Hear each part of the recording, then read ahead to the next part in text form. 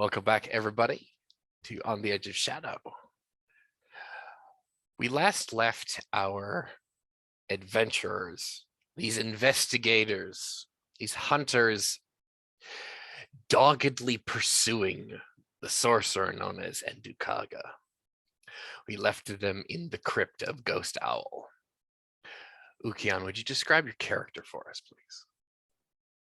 Matted with sweat, his hair tied back into a tight ponytail. It's charcoal in color. The most prominent features of his head, of course, are the customary or typical ivory antlers of the Dawn Fairfolk that are upon his forehead, and curl back, proudly displaying his horns which are ever so precariously at risk to be scraped and caught in the tight passageways of this cavernous tomb. He is pale of face, and with sort of golden eyes, twinkling and burning in the firelights of this place. He stands at about 5'4", which is tall for his kind, for his people, and he is shrouded in the grim garments of the Seelie Fae of their Seelie courts, and upon his chest is a brilliant blood orange breastplate carved expertly from wood, and upon this breastplate proudly emblazoned the symbol of the Court of Autumn, to whom he has sworn his allegiance and his loyalty to. He carries awkward in this place, a pole arm, a sickle-like blade on the tip, with crescent moon shaped, with a barbed hook which protrudes out of the exterior side of the curved blade.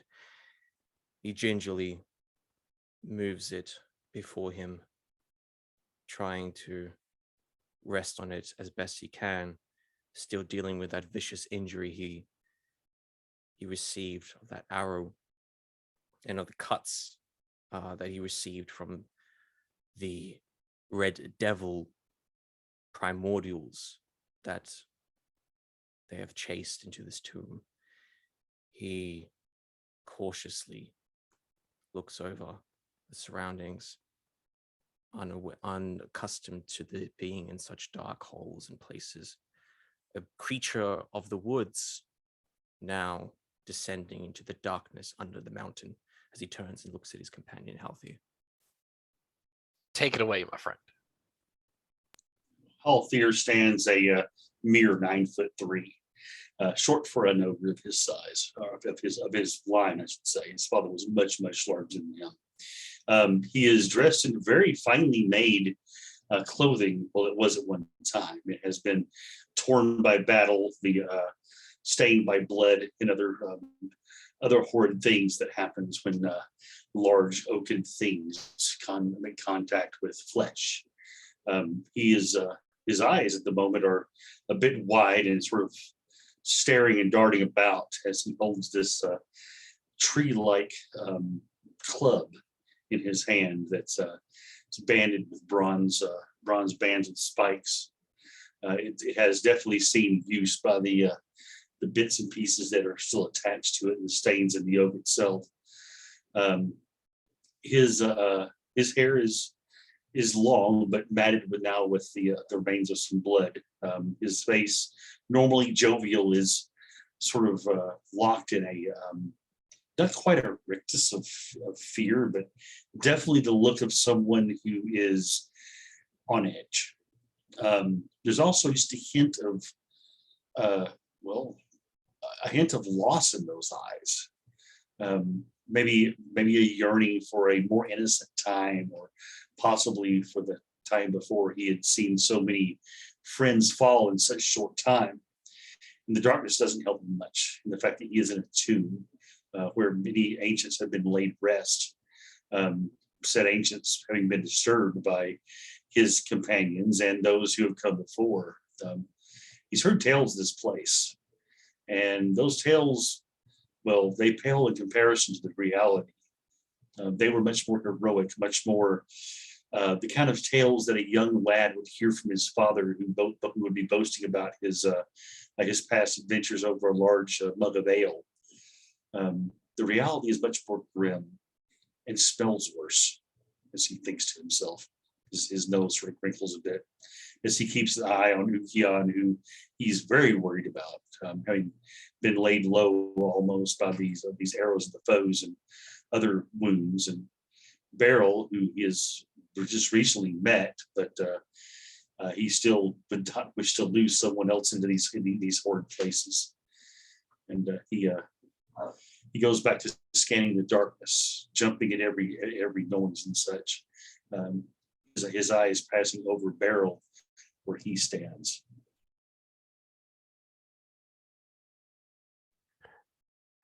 Beryl is a bearded folk, and I guess if Ukion's too tall and Halthir's too short, I guess Beryl's kind of smack dab in that Goldilocks section of being about 4'3".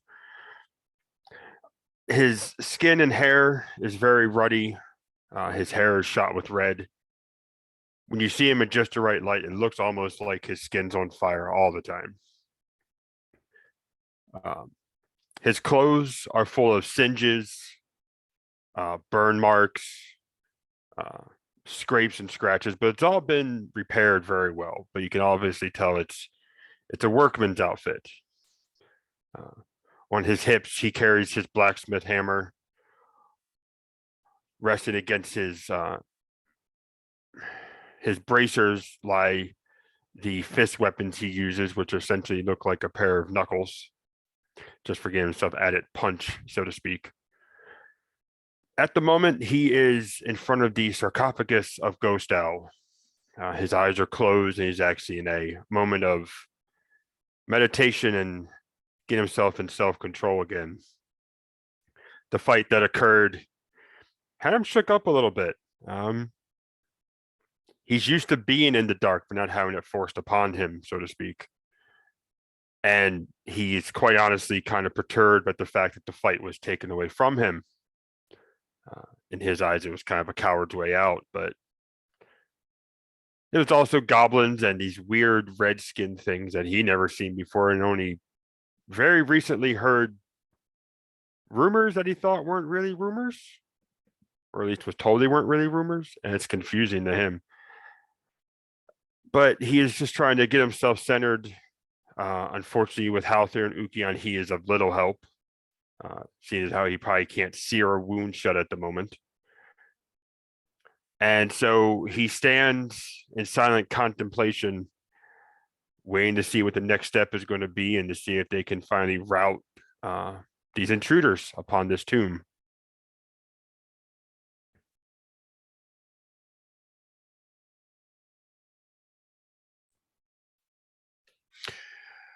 So, in the darkness, as Halthir is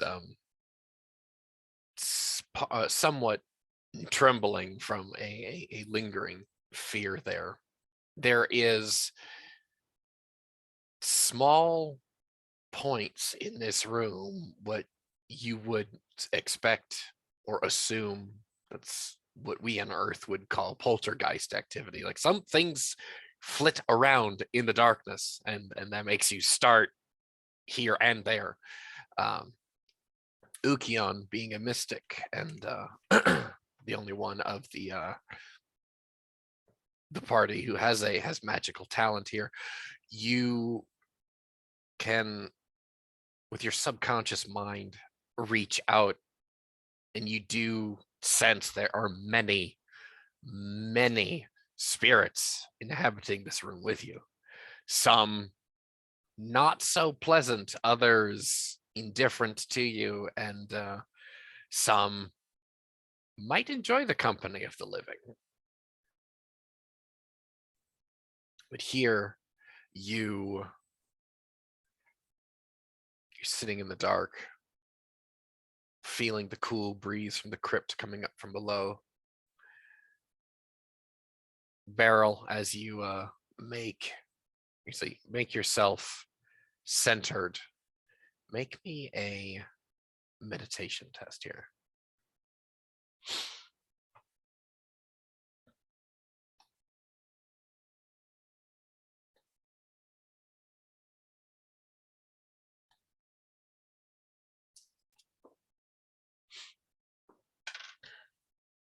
It'll be a 22.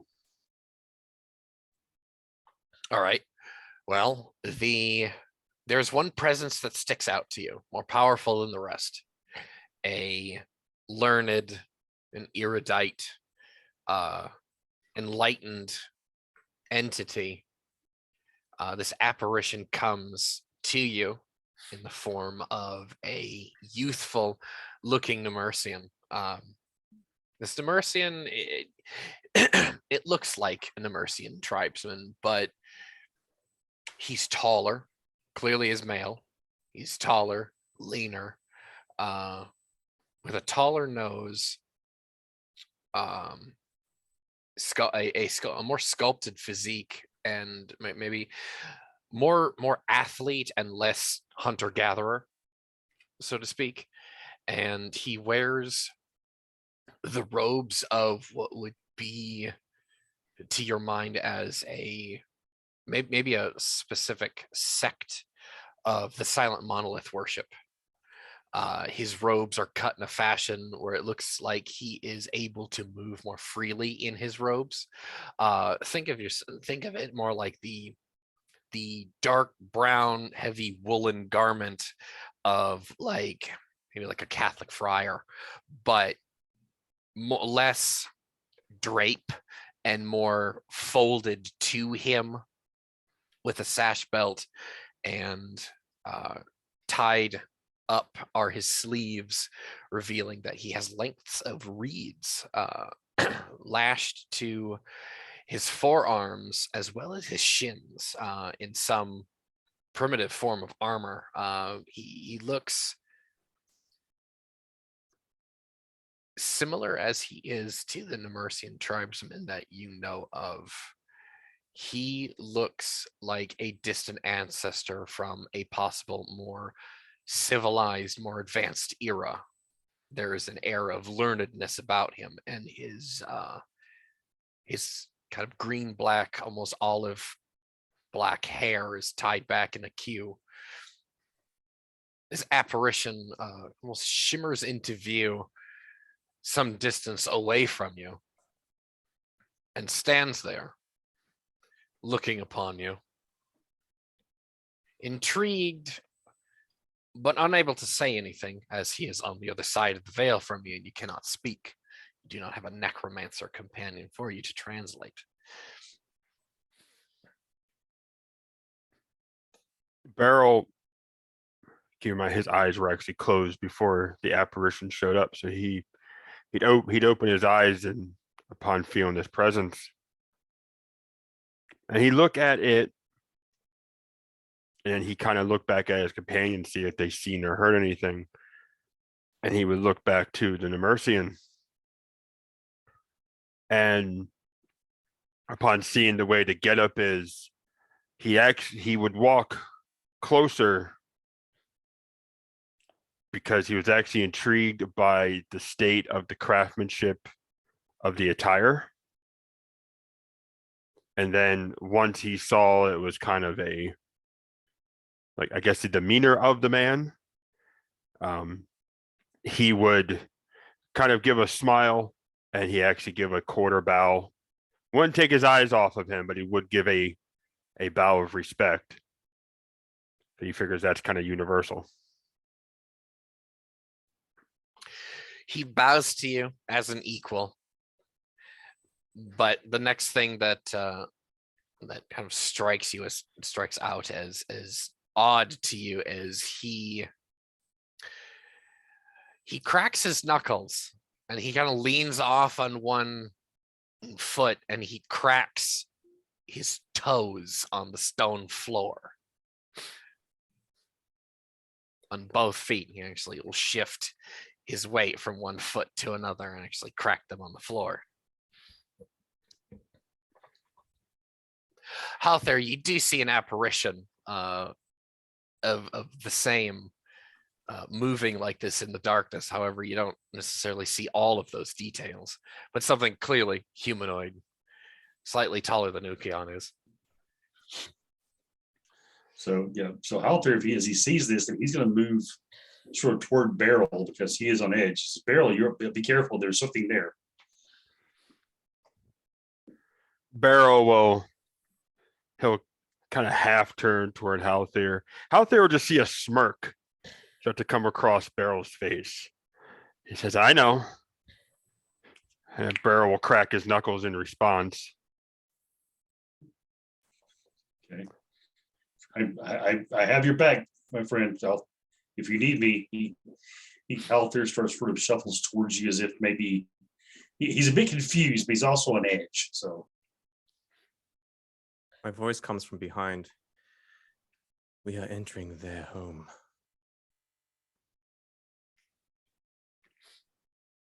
Barrow, he'll look at the Nemersian and he'll actually turn his head more fully to look at Halther and maybe even Ukion back there. I know. He invited me. I'll be fine. And I'll look at Halther and be like, I'll be fine. You go sit down with Ukion. he sort of nods at you and says, you can take care of yourself, I'm sure. Just be careful. And he'll go over and he'll guard Ukion, basically. Sort of stand over him almost. And with that, Barrow will turn back toward the youth in front of him. And if they're still doing like finger exercises and cracking, he will continue. But as soon as the youth stops or adapts an actual stance, he will follow suit. He takes a few moments, albeit, I mean, he's obviously dead, but the habits of a martial artist preparing for a bout is almost second nature. You actually see him stretch his arms, stretch his calves, and he squares off with you. And when he takes a stance, what he takes is a high guard with his back foot actually circled in a crescent moon, moving the dust of the crypt around. The rest of the party will actually hear the scraping on the ground. And he squares off with you there. I will whisper to Halther quietly. I'll point to the corners of the room and I'll say, keep an eye out on the others. I will. There are many here. And Halter's head begins moving back and forth, almost frantically. Yeah, as you see, Ukion is intently scanning the periphery, the place, the shadows of this room, and that's where the spirit, the truly malevolent spirits, are no doubt hiding.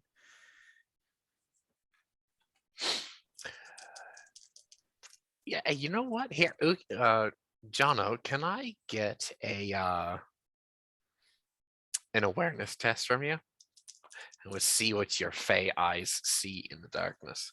Sure thing. Oh my god, that's a fucking double 8. Yes! Oh my god, that's fucking stupid. And a 5 and 1. Okay. I see everything. You see, I see that. The correct answer is yes. Yeah. 22 and not including stuff. So yeah. Yeah. Your mention, and I know 24, you may or may not have been being facetious there, but the truly malevolent beings, spirits that you just referenced, yeah, there are several. Yeah. And they are burning holes into your head and to Halther's back, almost like a boogeyman kind of feeling in here. They don't seem like they're doing anything, but Not yet. oppressively watching. Yes, yet. oppressively watching, but so in regards to Barrel's bout, this will be a 1.1 kill match. And how those go is you make self-control tests. Whoever fails goes first. So rolling off self-control for the apparition.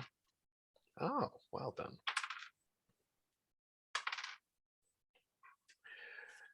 You probably beat me. I got a 20. You got a 20. He got a 29. Yeah.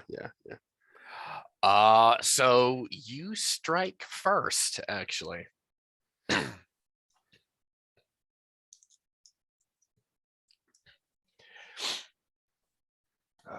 see.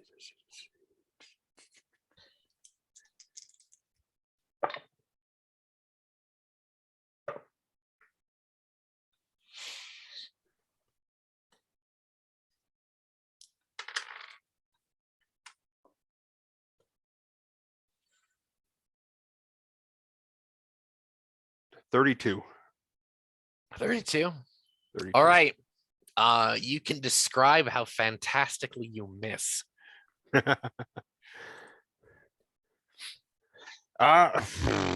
Well, as people will grow to know, Barrel is not a learned man or a religious man or a magical man. So he saw this youth appear before him. And it wasn't until he actually heard and saw the dirt shift and he was like, okay, we can actually interact in some way. So yeah, he will actually do this at essentially full power, and his beginning stance is probably more akin to a boxer, and he would have had his dominant foot slightly back. So what he'll actually do is when he goes, it's just going to be a straight up punch, but he's actually just going to literally step forward, pivot, and just bring it all forward. And I assume what's happening is he's going to go to punch, and he's just going to catch air the whole time. Which essentially that's exactly what would happen. You catch air. It was a beautiful punch, however, wonderful technique. However, but being the ethereal being that he is, he almost didn't need to sidestep. He almost didn't need to. And it came within like centimeters of like landing center mass.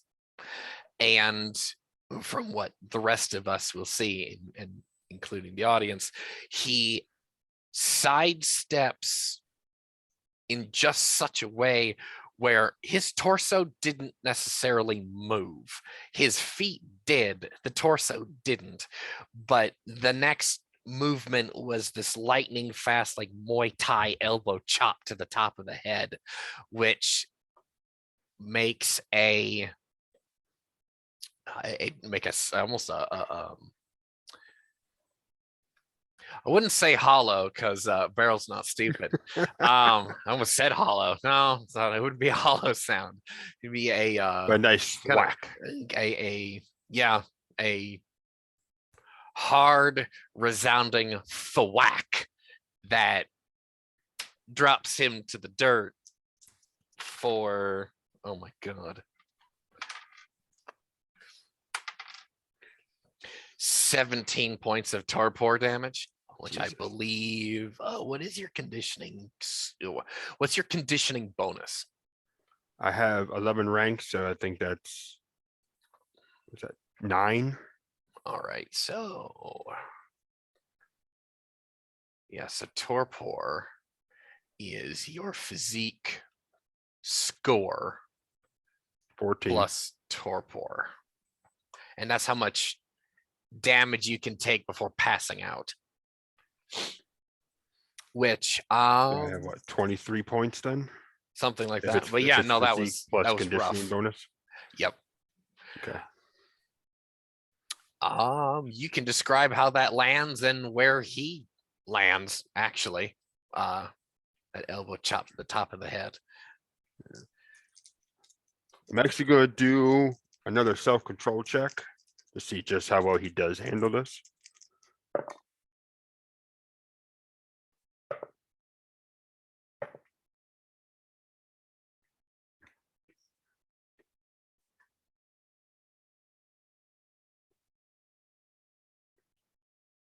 All right, so I got 23 on that. So what would Well, probably you're not happen? going to pass out. That's good. Right, and that's good. That's good. So essentially what's going to happen here is Barrel is going to deliver that beautiful punch and catch nothing but air here. And he probably noticed it. He will probably notice the fallacy of his motion right as the youth does his evasion action. And he will probably see damn near in slow motion, watching this elbow come bearing down what would be death in a lethal battle to him, at least from that site. And he's probably going to catch it like right in the front. So what will happen is the elbow is going to come down, his head's going to come down, the elbow will essentially shave down his chest. And Barrel will actually go, he won't go to a knee, especially with how short he is, but he will have it to where both hands will touch cobblestone. And his left hand will actually go down to the knuckle.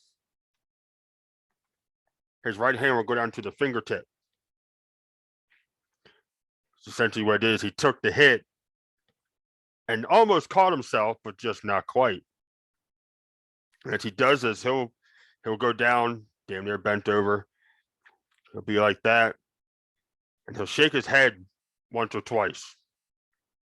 And with effort and an audible grunt, he'll actually push back off and square up again. Obviously a little bit dazed though. I mean, he's not completely there yet. Barrel.exe is trying to come back up to full snuff again, but he will. Reboot, yep. He You've will been center, factory reset. yeah.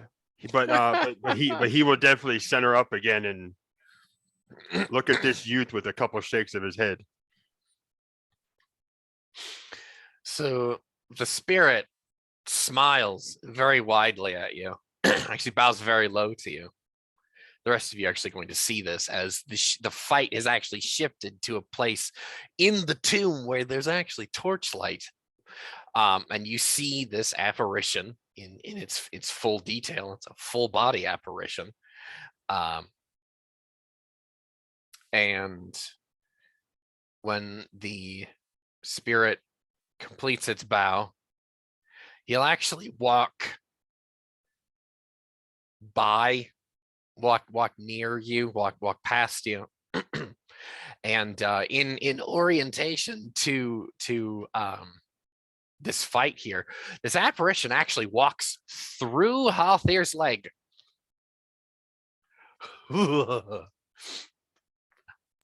Is there a physical sensation like cold or anything from that? It's tingly, but not cold. He's by no means a malevolent entity. Altair is going to jump back and actually scream, which is with the size and you expect something much of a deeper pitch than you actually get. It might actually hurt the other two players' ears a bit. But yeah, he is going to very much as best he can and get away from this. Well, the spirit walks over to this pillar of skulls and beckons the three of you, beckons to the party to follow him.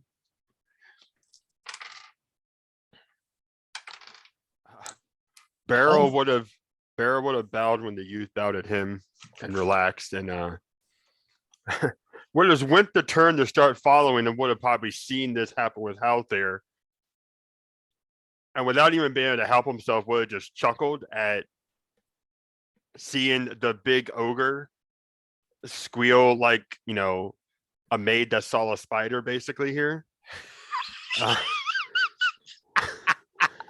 So he can't help but chuckle. He's still shaking cobwebs from his head in the meantime. I wish Haraka was still alive. He absolutely would have said something. But Beryl will make his way over to the pillar. When he goes by Halther, if Halther is within arm's reach, he'll just kind of clap him on the shoulder. Yeah, Halther will see you following, and he'll follow behind you, making sure to keep you between him and the thing that just walked through his leg. Ukion almost jumped out of his skin when he heard that, not expecting that at all. Now that his heart is slightly, the heart pace has slightly calmed down, he steps forward into the room. He takes off his cloak, and he has it on he's just carrying it with one arm and whole arm in the other. Walks into the room. Well, the spirit brings you over to that center column with all the skulls on it. And the spirit actually indicates one of them, actually points to one of the skulls on him, it would be like shoulder high. So it more like something like right here. Points to possibly his skull. Beryl will walk up and he'll like point at the same way he's pointing at, as in like assurance, and then he nods. He'll pick up the skull. He'll actually kind of bend over, as what you see it now. You lift up the skull, the dust comes off of it, and there's little niches in this octagon. It's not octagon. There's a lot more skulls in here than 8 per side. There are almost like slices of a pie size niches where they look almost like not like a drawer that comes out, but like a bowl, a depression in there where something can be kept, and the skull kind of fits as a lid on top of it, and you actually see that there's actually something in there, and the spirit actually leans over, looks in, and then points with his chin the whatever is actually in that niche. Beryl will hold the skull in one hand and he'll reach in with the other to find what it is, because I'm guessing that's probably basically at eye level. If not on you, higher you're on kind of Beryl. it's like, all right, Yeah. what the hell? All right. Hand kind of oh, here it is. Yeah. But yeah, no, you draw out a length of cloth, very fine, very soft, very supple cloth, and once you put the skull back, you find yourselves, you obviously don't know what silk is, you've never seen it before, but it is a black silk sash, cut for a human. It would obviously be wrapped around the waist in a way where it covers the entire waist, from the navel to the waist, and almost like in an obi type fashion, but on a human, it'll wrap around 8 or 9 times. This is how long this is.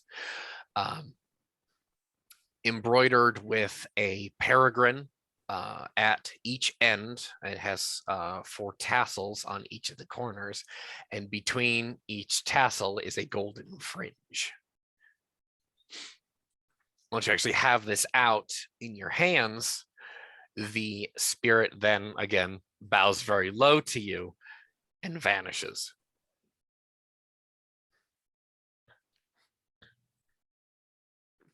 Beryl will he'll grab this and he'll go to bow when the youth does, but of course the youth probably vanishes before he actually gets his off. And he'll have it, and he'll actually have it splayed out so where it goes across both his hands. Did the spirit take pity on you? Ouch, Ukion. I took a heck of a hit, but I don't think it was pity. No, I think I think it's just a gift. And he'll like kind of feel it between his fingers as he's saying this. I've never felt anything like this before. Have either of you? Out there, his curiosity overcoming his fear will reach out and say, may I see it? He takes it, rubs it from his fingers, looks at very closely at it. Do a tailoring check real quick. Oh. This would be a 24.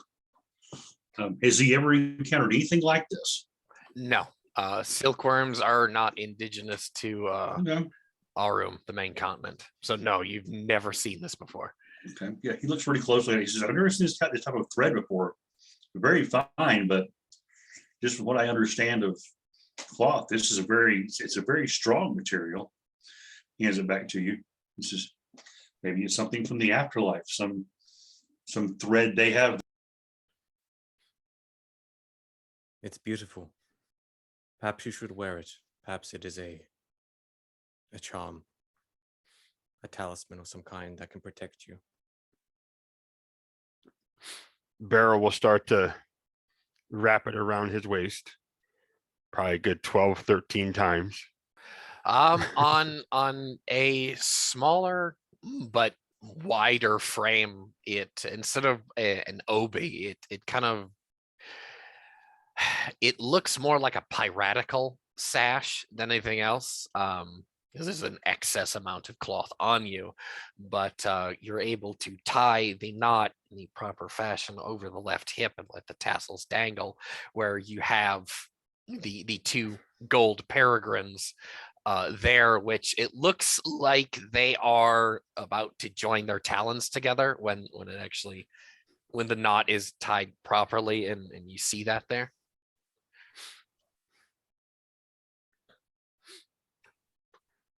It suits you well. Ukion, how you feeling? We should move on quickly. You see, I'm not feeling very well. I'm not saying anything about it though. Move on, as in leave this place. I mean, We could move further into the crypt. Halthier looks almost a bit confused by that comment. He looks at Ukion and looks at Beryl and says, Ukion, you're gravely wounded. I mean, he actually leans on his club just for a bit. You can see he says, I'm not feeling that well myself. Are you sure? We have come hunting these red devil primordials. They're deeper inside here. We have to make sure that they are not despoiling this place further. We have come too far. Halthier takes a deep breath. I will not command you. I am going in. If you go, I go. Me, if you go, I go, my friend. Then I welcome you, my friend. I just worry about, I worry about you. And he reaches down and he very gently pats Ukion on his shoulder. You're the only one left. He turns and starts heading toward the darkness, deeper into the tomb. I look up at you, and my face, my grim countenance softens as I look up at you with thanks.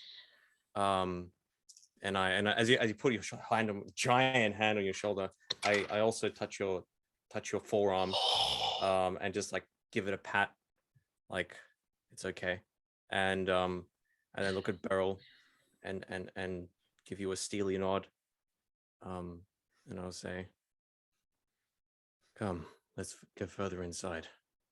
Be careful about the corners and the darker places. There are many others here, and they will be following us. Let's go quickly.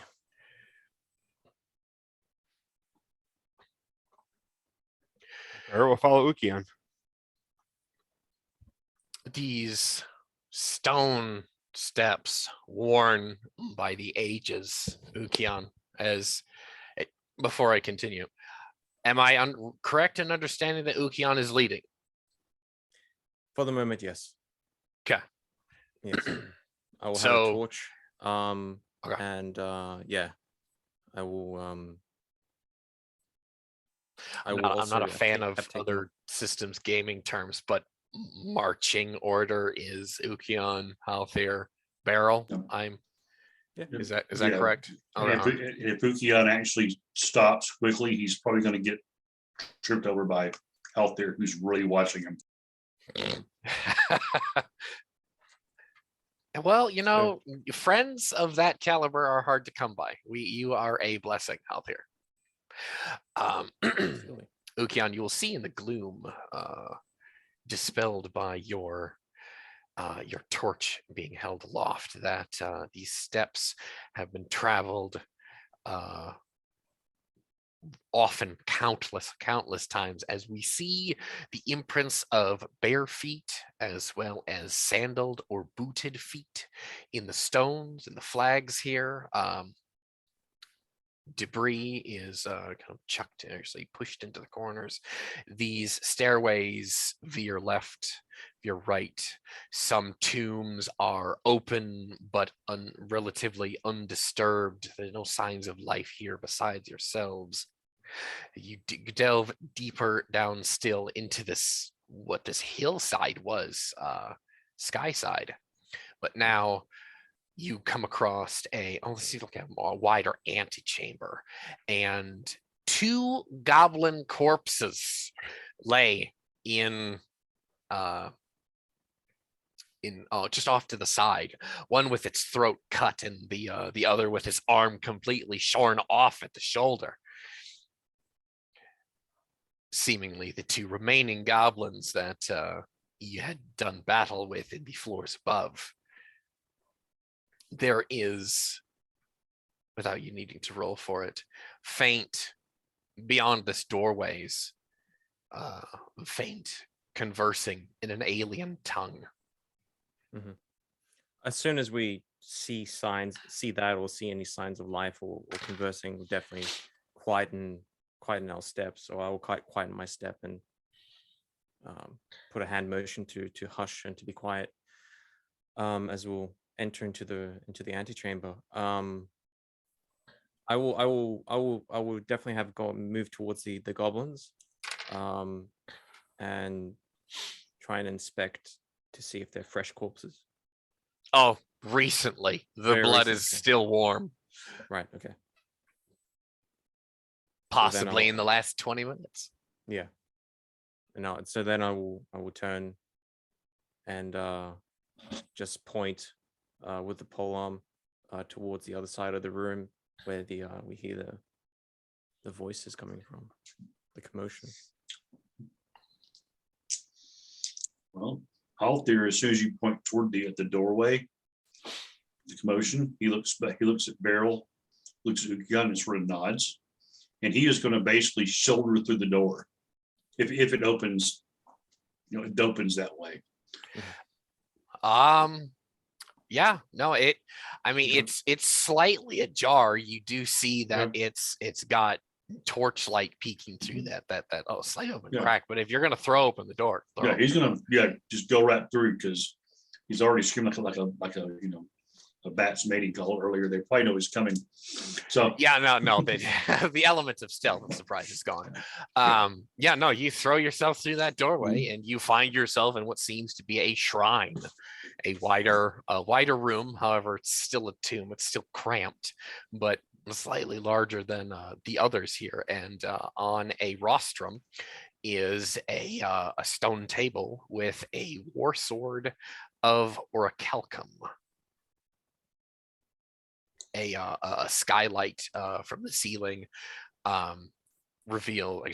allows a single shaft of sunlight in through that actually glitters upon this orichalcum blade. Halthir will probably blink several times. He's probably dazzled by that amount of light now. Oh yeah, Yeah, even if it's a thin shaft, it's He'll actually go in and move to the left to give room for his friends to come through.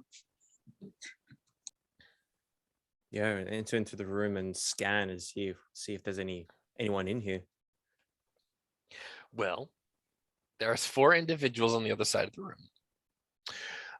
One of which, before the lights went out, you recognize as the one who dealt you that quite grievous wound, who is actually up on the rostrum, looking down at this sword.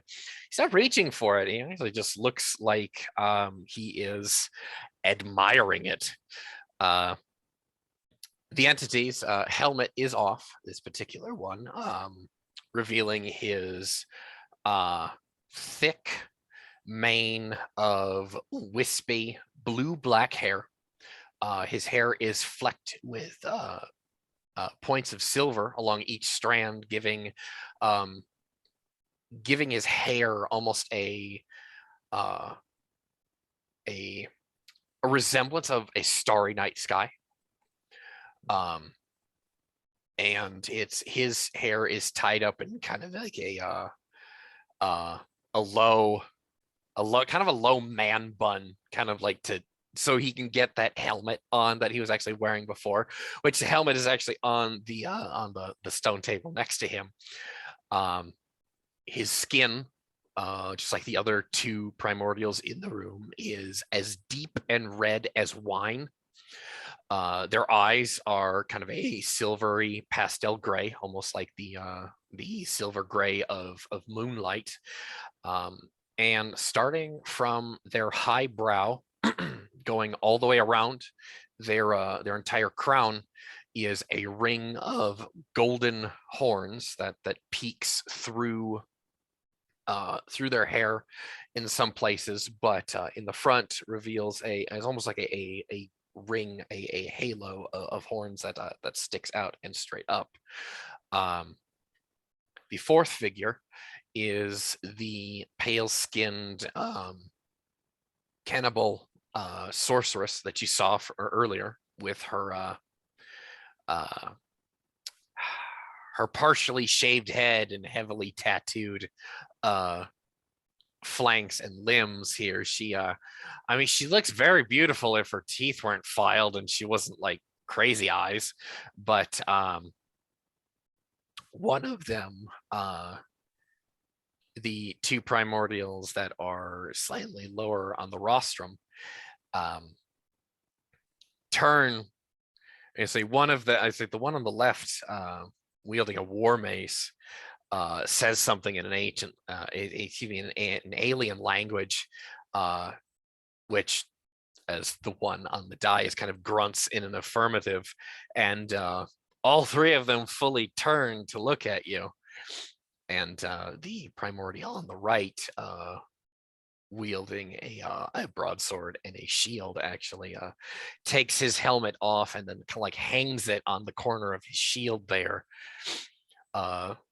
revealing that they all look somewhat similar, as if they're possibly all related, or maybe primordial genes are just that potent. They all possibly look like siblings or close cousins. However, the one wielding a sword and shield has the beginnings of what would look like a 5 o'clock shadow. His beard is also flecked here and there with that starry night sky silver accents in there. All of them, however, are clean-limbed, high-nosed, with a chiseled jawline, and for their people, handsome in the extreme.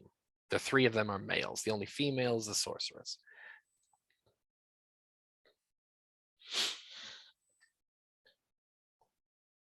Okay, so definitely, as we see these four, and we square off for a second in that moment between moments, I will yell out in Feywise, screaming out. I'm not going to do it now, but screaming out, slay the witch first, quickly, now, and make a move. Make a move. Okay. All right. Out there will follow suit if Fukion charges. So Okay. I need reaction tests from the party.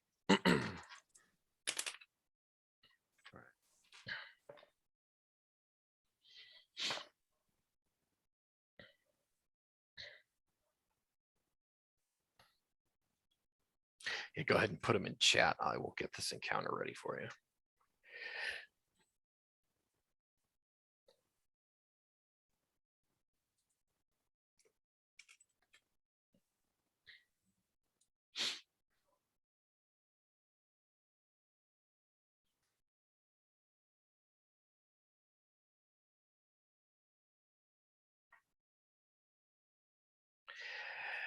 And as luck would have it, it looks like the enemy actually acts first, all three of them.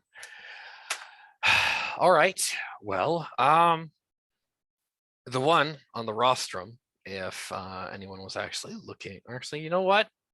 I'm not gonna say that. No one is actually looking at the compass right now. You guys are a tad too busy for that sort of thing at this point.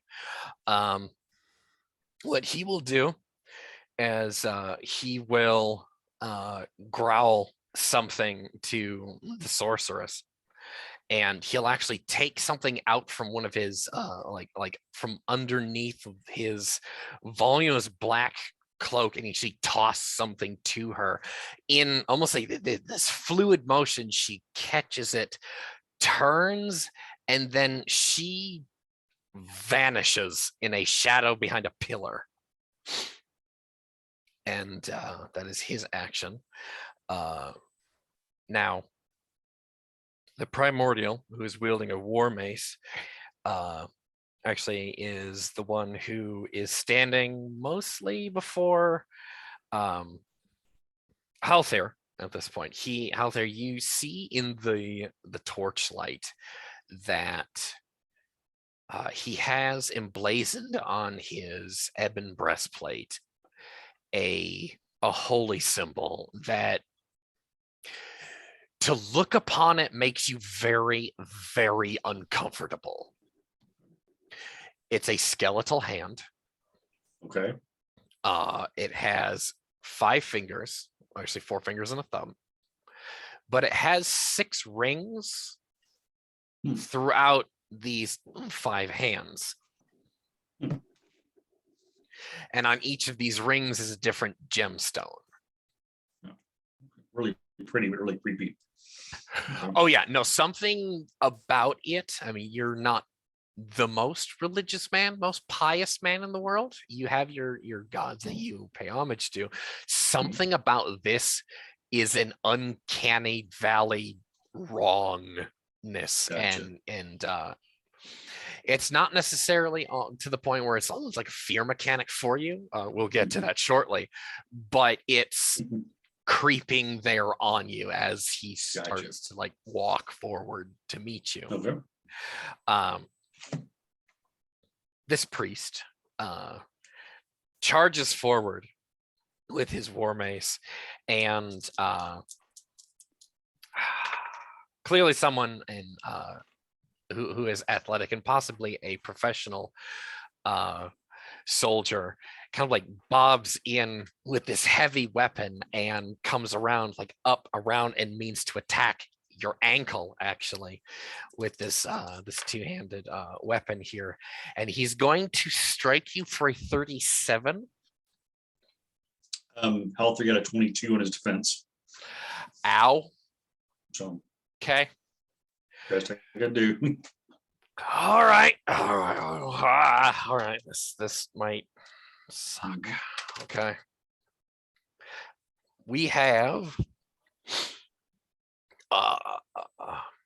coming down on that ankle, +4 dispatch, 1 explosion, and a 6 on the die here. Damage suppress.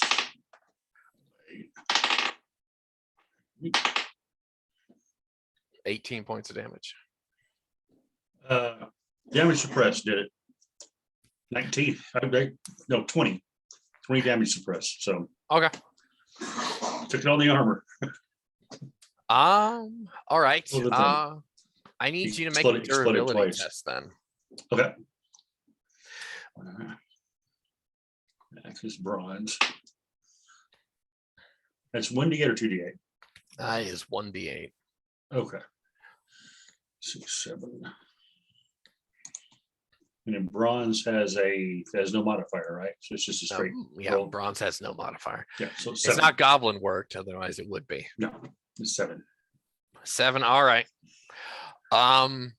That ankle brace doesn't cave in, but it you feel it, and that Yeah. that hurt. Probably dented good. Oh yeah.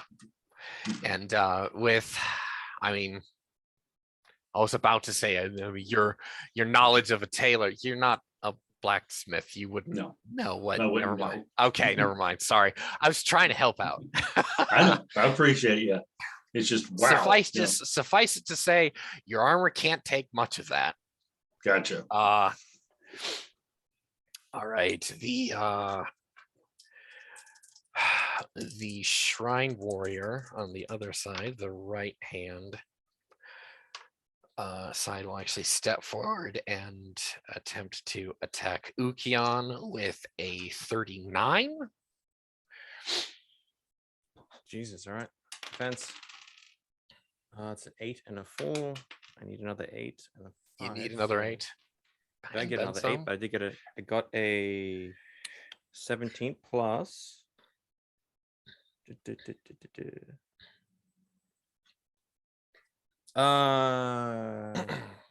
24.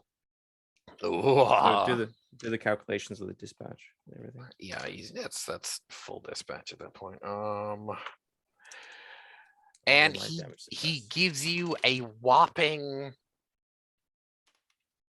4 points of damage. It's a fat 4, Jono. Oh yeah, with my damage suppress, I managed to quite handily deflect that. As he gets a good hit in, but it's clean, but he just grazes a pauldron, knocking it awkwardly to the side. An inch closer, and he would have taken my arm off with his broken bones. So it was just that wild swing in this dusty. The light is blinding our eyes in this antechamber as we start the dance. Go ahead. I now need a durability test from you, my friend. You're actually wearing wooden armor, so it's going to be a hell of a lot worse for you. Yeah. Just 1d8, right? Yeah, 1d8. Let's see. Okay. Do I add anything to that? I just did d8. No, just the d8. Okay, I got a 4. Yeah, you have a 4. Okay, all right. Well, you said a pauldron, right? Sure. Yeah. Yeah. No. His broadsword is actually going to shear right through that. It doesn't actually sting your flesh, but you felt the concussive hit of it as that pauldron chips and falls away. Breaks away. Yeah. You're going to be quite jarred from that hit, but sure. Is that going to be -1 to damage suppress? Yes, actually. Okay. Yep. Make a note of that. Yep. All right. Now, if he was wearing an axe, there would be no save. It destroys your wooden armor. But no, Sure. he's a sword. It's fine.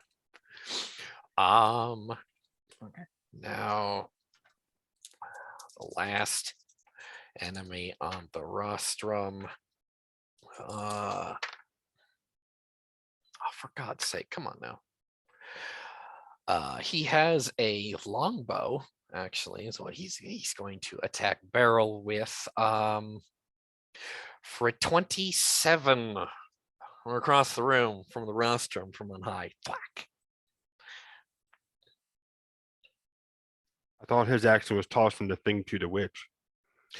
It was. That was a free action, or would have been equivalent to a free action. Gotcha. What'd you say he got? 27.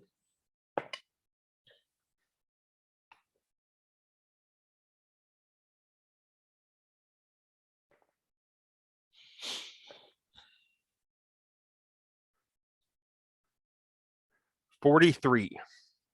43. Yeah. Now with the sash of the black silk sash of the peregrine there, you have an ability to call upon an agility that is not your own, and that's actually going to allow you to dodge this this arrow, and you can actually describe how that plays out for us. Well, Barrow kind of came in after the other two, saw all this play out. His first thought, quite honestly, was to see if there was any debris, like that he could pick up and throw, like a good chunk of something he could pick up with two hands. He would have taken just a couple split seconds to look for that. And this is as Ukian and Halthier get attacked and get struck. And essentially what would happen is he would see the one up on the rostrum here, toss the item, bring out the bow, and go to string it. And being as he's already kind of low to the ground, his first thought, quite honestly, was to get lower to the ground. So as soon as he saw that thing let loose, he immediately would have just dropped prone.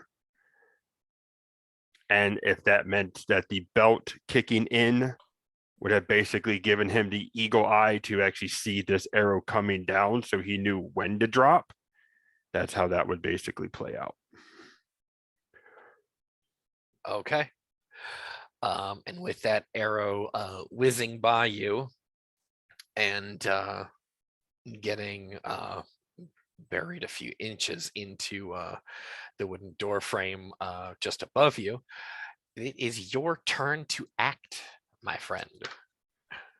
All right. So, in needing an answer from earlier, is there anything within arm's reach of him that he could grab and throw? Stone debris. If No, if there not was really. any furniture in here, No, it's a pretty clean right now. Now that I think about it now, no, it's pretty clean actually. There's no bones, there's no stones. This crypt is quite literally left the way it was, in pristine condition, besides the and pools of dust. just because I don't know, a rostrum is like the actual, it's a table, or it's actually like the sarcophagus. A rostrum is a raised platform that normally you'd have a throne on or a place of reverence on. It's Keith, a rostrum is larger than a dais, correct? Okay, but Um, it's a platform. It's nothing for me I to don't really like. know. It's Oh, you platform. don't? Oh, okay. I also think they're kind of synonyms here. They might be, but anyway, a dais is good enough. I know what a dais is. I was kind of, I was kind of hoping it was something he could have moved, but that's Okay. not going to be the case here. Oh, as much as Barrow really doesn't want to do this, but Barrow's going to push up back to his feet, and because he doesn't want to get pegged over and over again by these arrows, he's going to go up on the rostrum to deal with this primordial face to face. Okay. Yeah, then he'll charge across the room there. I will. No, I'll let you attack him. Yeah, go for it. It's small enough to where you can get there.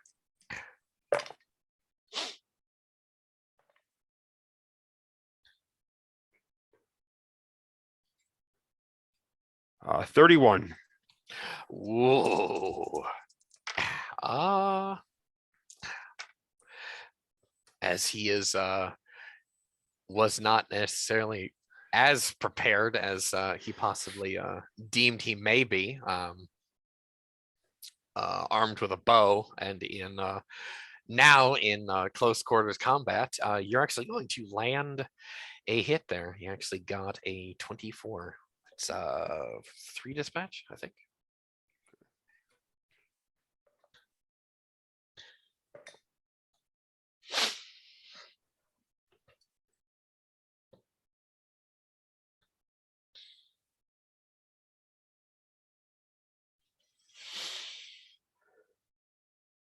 That's going to be 20 points of damage.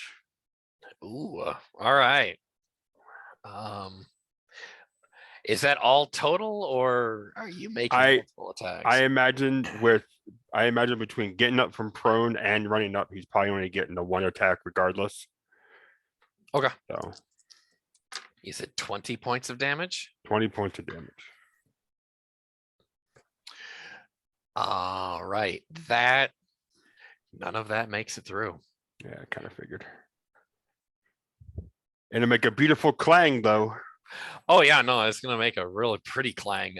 He's actually going to with that strike, he's actually going to be on his turn stepping back, discarding the bow, and then drawing out his saber. But Halfir is the next to act as that motion is happening on the rostrum. See what we got here. Oh. All right, sent to you in the chat. First attack, double Crit? eights. Nice. Yes. So, second attack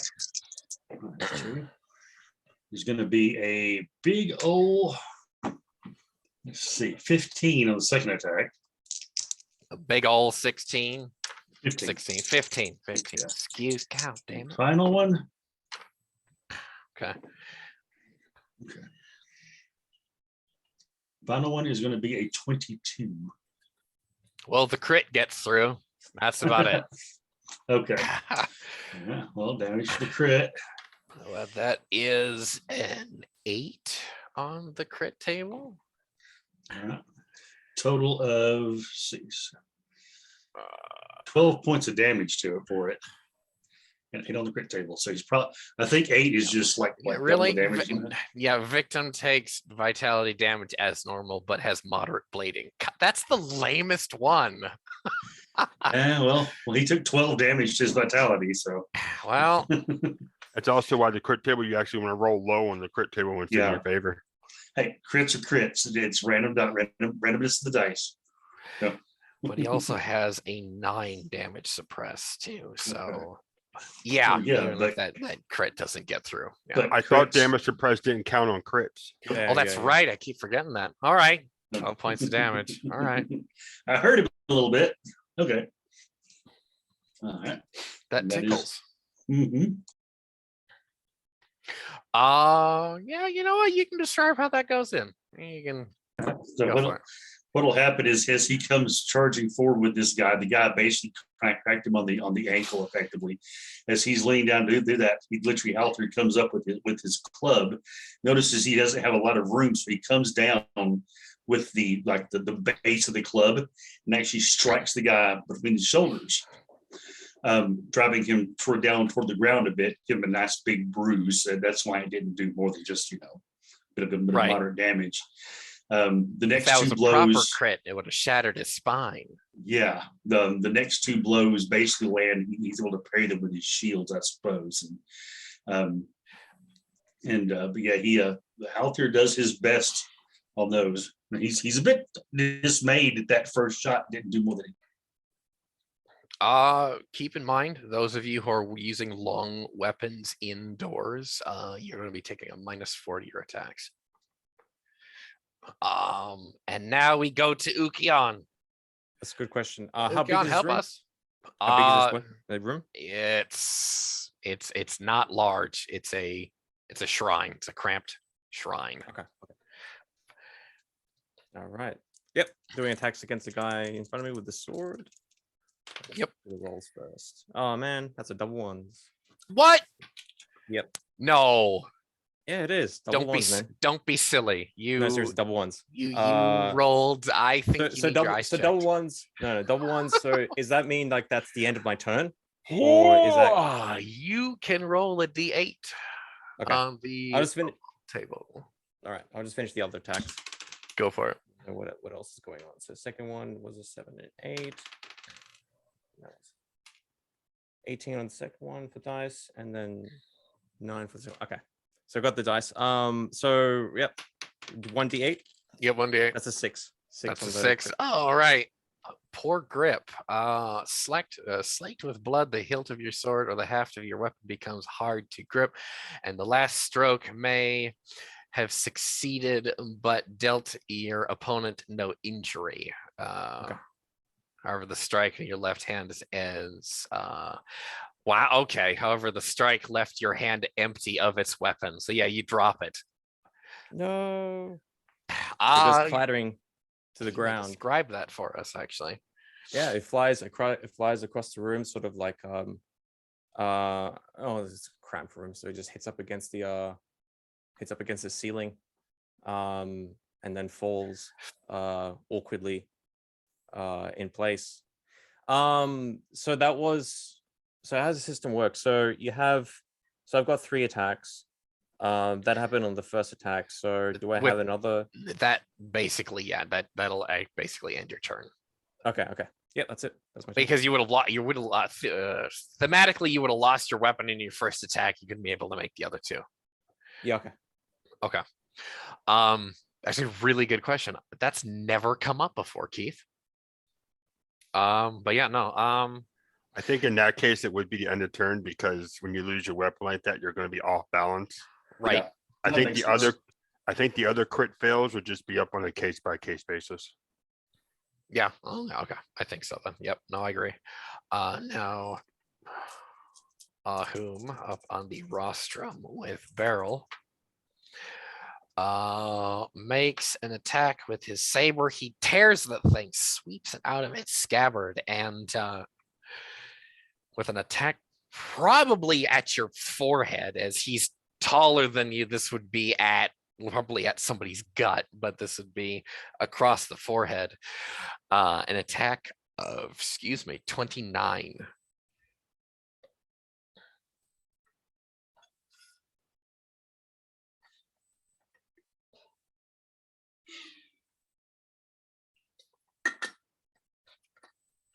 What do we got?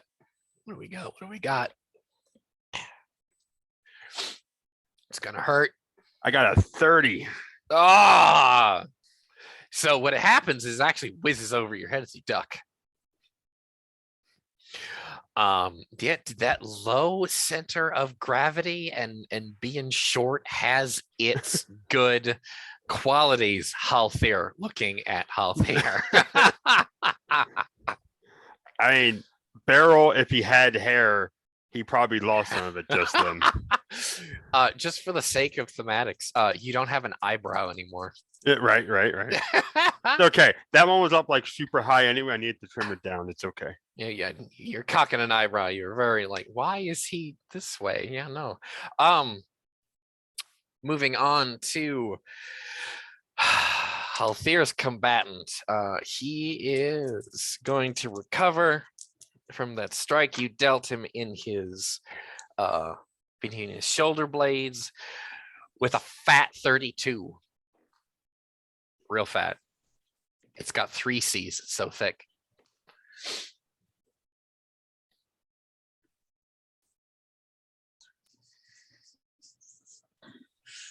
I can only repel a 25. Oh, damn. That's with 2 explosions. Ah, that hurts. God damn. Mhm. All right.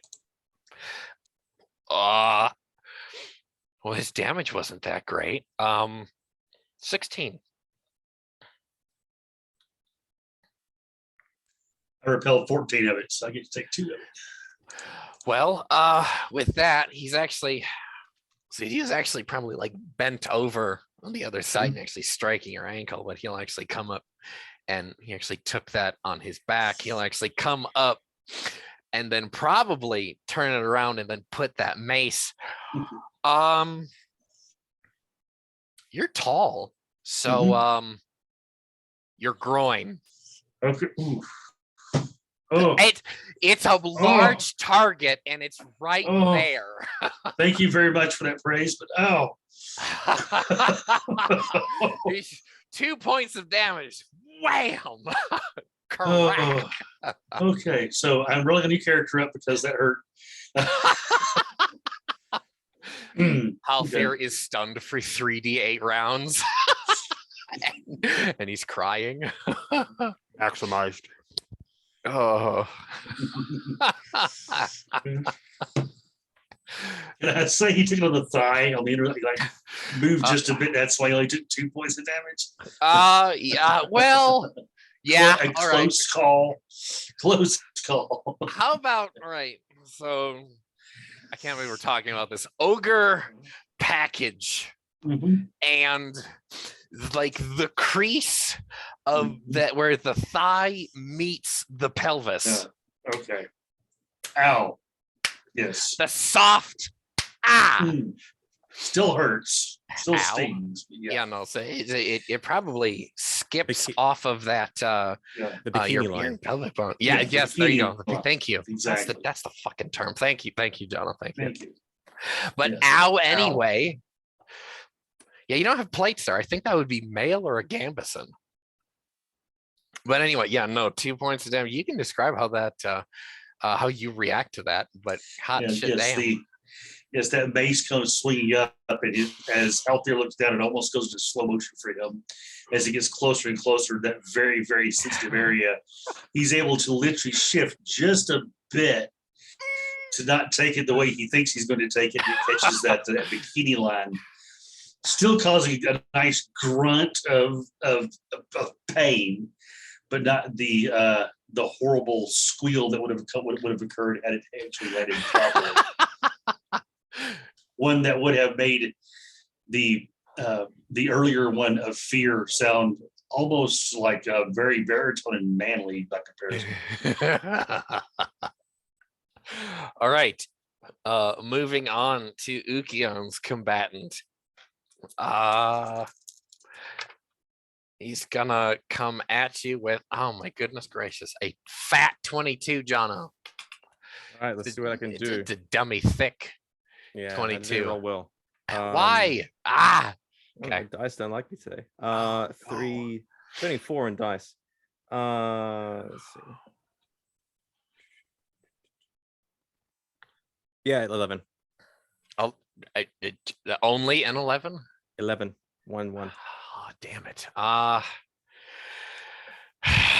right. Minimum damage 6. Okay, I just managed to sort of like dig into the pauldron. Oh, sorry, dig into the breastplate. Yeah, I got like a 13. Nice. Roll me another D8 for your durability test. They're rocking the shit out of your armor in this fight. 4. Okay. You still have a breastplate, but it's got a big puncture wound in it. Sure. And moving on to Barrel. All right. I guess we're just gonna Barrel's just gonna go out at full force with as many attacks as he can try to land. Right.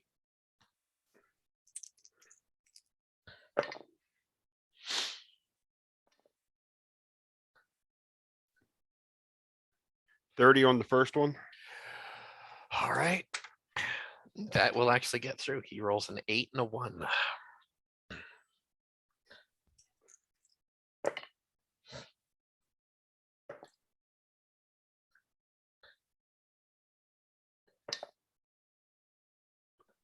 $31 on the second one.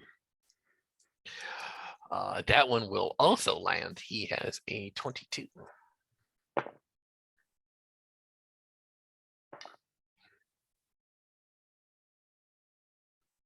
$32.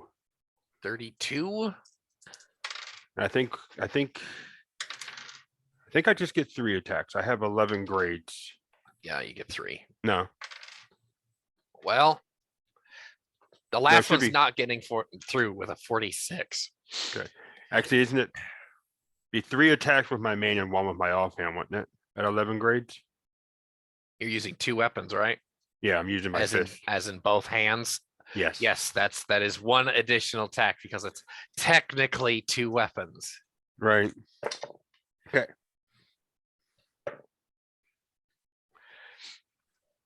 I made the command And- decision in the early development of this game where I'm not doing haste magic. I'm not doing 43 attacks in one turn. You can just shut up. Yeah, no. 28 on the fourth one. And I will roll damage depending on how many I get. He actually crit on his last defense. So 2 attacks. 2 attacks. 2 attacks land. Excuse me. And the one that he suppressed on, I get full dispatch, I'm assuming. Yes, that would be full dispatch. Okay. All right. Let's see. 12, 17.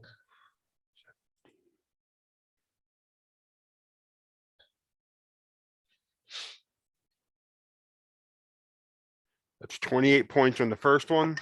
Okay.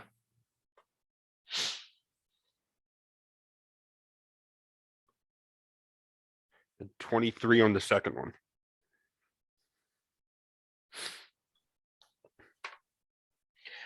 This is why I like ebon armor. That damage suppress is pretty. All right. He's fine. Really? Yeah, he's God fine. Damn it. Like 50 some fucking points of damage. He's fine. Oh yeah, no, he's still healthy. Is that thing even dented yet? Let me just say you're playing a what is that instrument? The kettle drum from you get Steel your- drums. Thank you. Bong, Yeah. bong, bong. That makes the really pretty metallic drum sound. Yeah, that's basically what you're doing, but it's more like heavy metal and baritone here because it's black.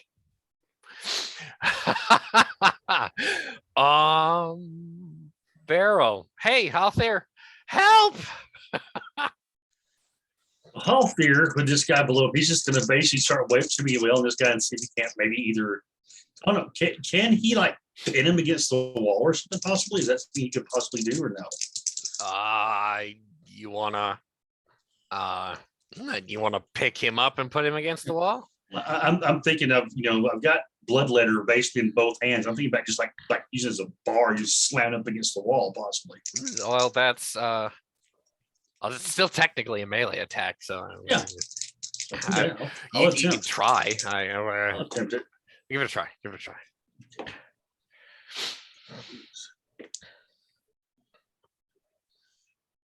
That is going to be a 33 for the first one for that.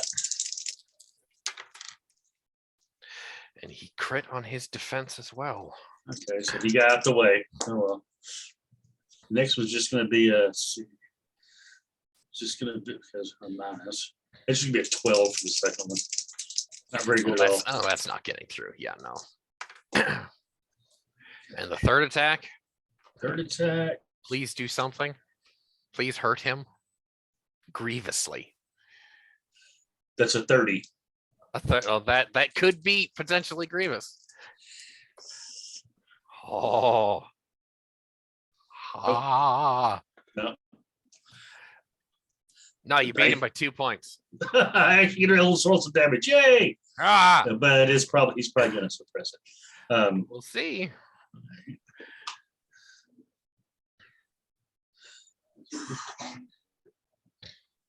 $22.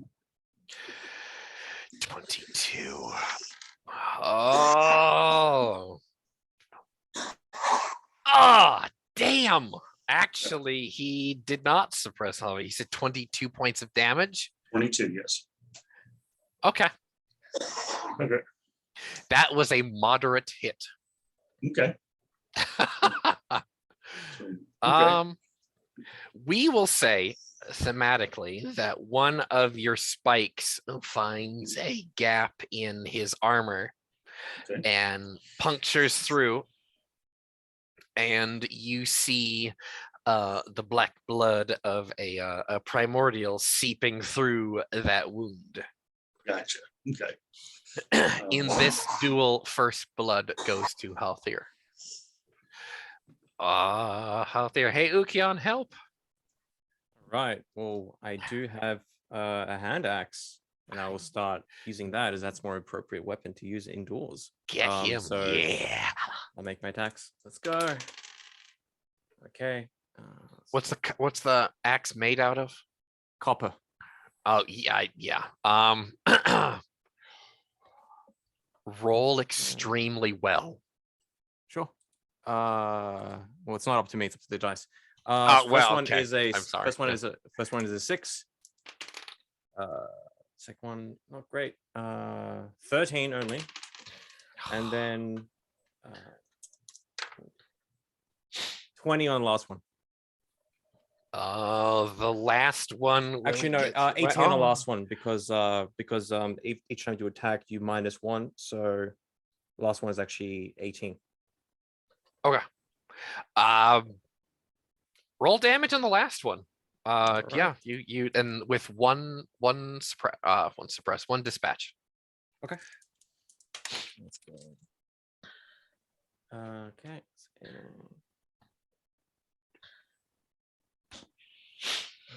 Okay, that's going to be 12 damage. Nice. All right. And back to their leader on the rostrum. He is going to attempt to. He's probably going to take off Barrel's head if I don't stop rolling.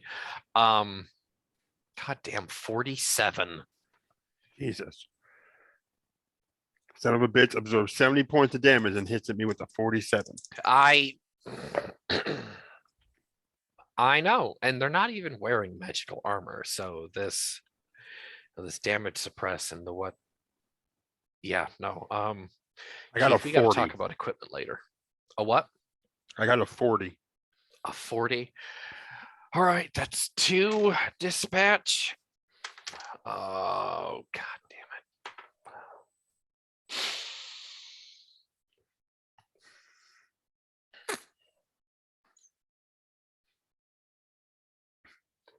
Go on. 20 points of vitality damage.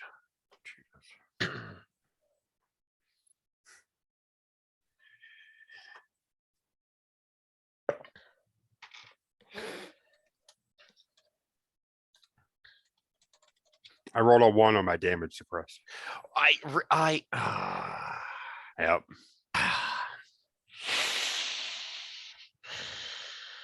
So he negated like 2 points total because he gets a +1 from something else. I don't remember.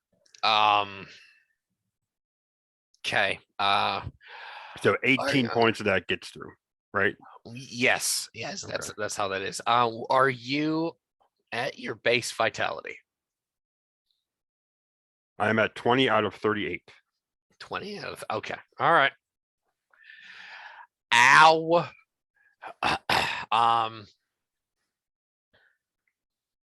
Yes. So what that'll do is that saber will basically come across. He actually missed the first one, and he'll actually whip around and actually come up with a kind of like a rising slash that comes up.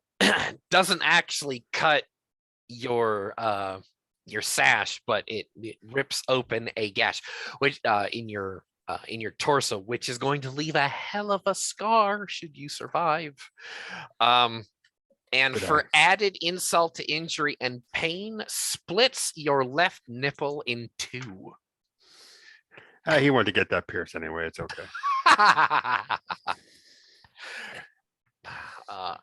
All right, so back to Halthir's combatant. Halthira, how you doing over there? Oh, he's out there was beat up before this started. Play even started. So he's not doing good at all. Yeah. Well, you can't get much lower than that. So a 17 on his first attack. Roll a 12 my defense. Well, God, stop it anyway. It's all right. I know. I hear you. A 27 on the second attack. 10. Can you use different goddamn dice? That crit took all of the juice out. Stop it. And a fat even 20 on the third attack.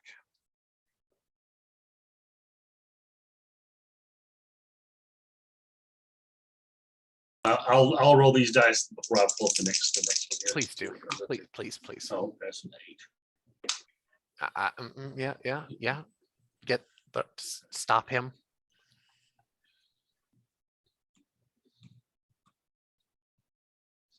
It's a 28 for damage suppressed on that. Well, that was defense. I haven't started rolling damage. Oh, sorry, defense. You got defense. Yeah, Yeah, okay. defense. I misspoke. Okay. I was like, wait a second.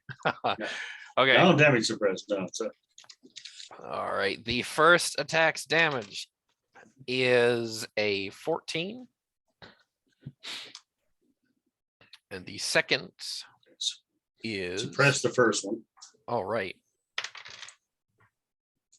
Can you not? I'm about to switch dice here to 27 points of damage on the second attack. I suppressed 15 of that. Ow.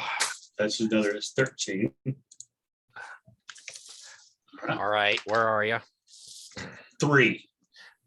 Oh, so you are actually well in the quick now. Yeah. God damn it all. Okay.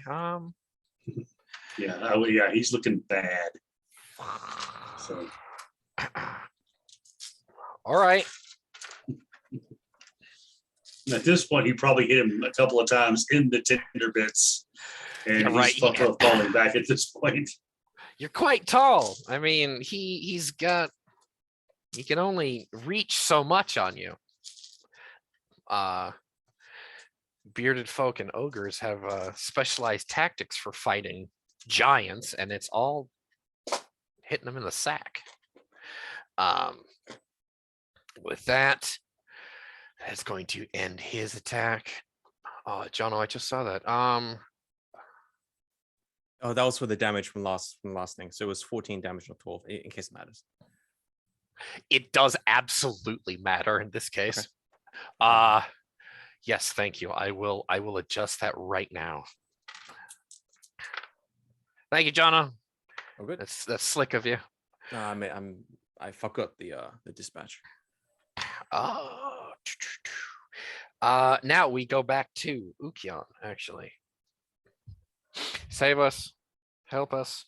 Oh, it's I'm being attacked. Oh wait, shit. Yeah, no, you are being attacked. Yes, that side of the room, not your turn. Yes. Okay. Yeah. You're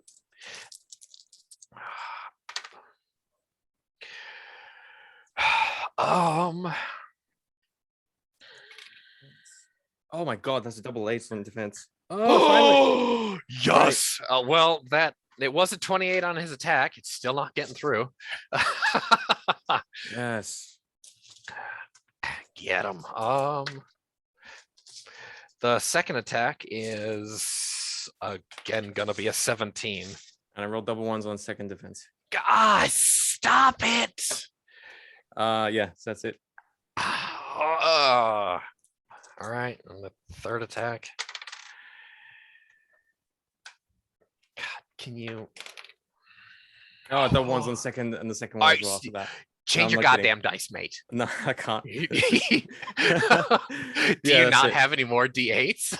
No, I do, but like they're far away. We can't do it now. John, that's like your fourth set of crit fails tonight. I know. I rolled 2 crit successes and 3 crit failures. Yeah. The second one, yeah. And Ukion was really beat up when this fight started. This might end him. Yeah, it might.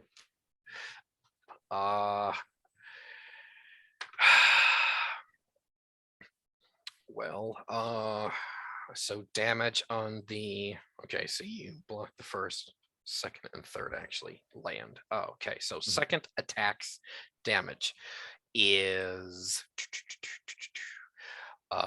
16 and 15. Okay, so when you crit fail your defense, do you get? Is it just straight damage suppressed? What is it? I believe when you crit fail, you don't. Well, if you crit on them and you crit fail in your defense, I believe it's the same. You don't get your damage suppress. I don't think we actually established that ever. I think No, crits so only how- mattered on the attacker side. Defender, it just resolved as normal. 'Cause I think we had that in one of the Tulum games, and it just. I might Did be we? wrong because you guys might have talked about it since then, but that's the last thing I remember. Keith, you're muted. Yeah, I'm actually looking at the moment. I don't see anything in here about crit fail and defense test doing anything other than just being 2-1s. Okay. We'll stick a pin in that, and we'll just for now just do damage as normal. Okay. So Press it away. in case it matters, so that'll be for my defense, just for dispatch, I guess. In case it matters. Let's see. So that's going to be. Oh my god, it's right in front of me. I can't see it. There it is. So that's going to be 9 for the first. So that's going to be 9 for both of them in terms of damage suppress. Okay. Or dispatch, sorry. For the purpose of dispatch. So 9 okay. defense on both of those last 2. Okay.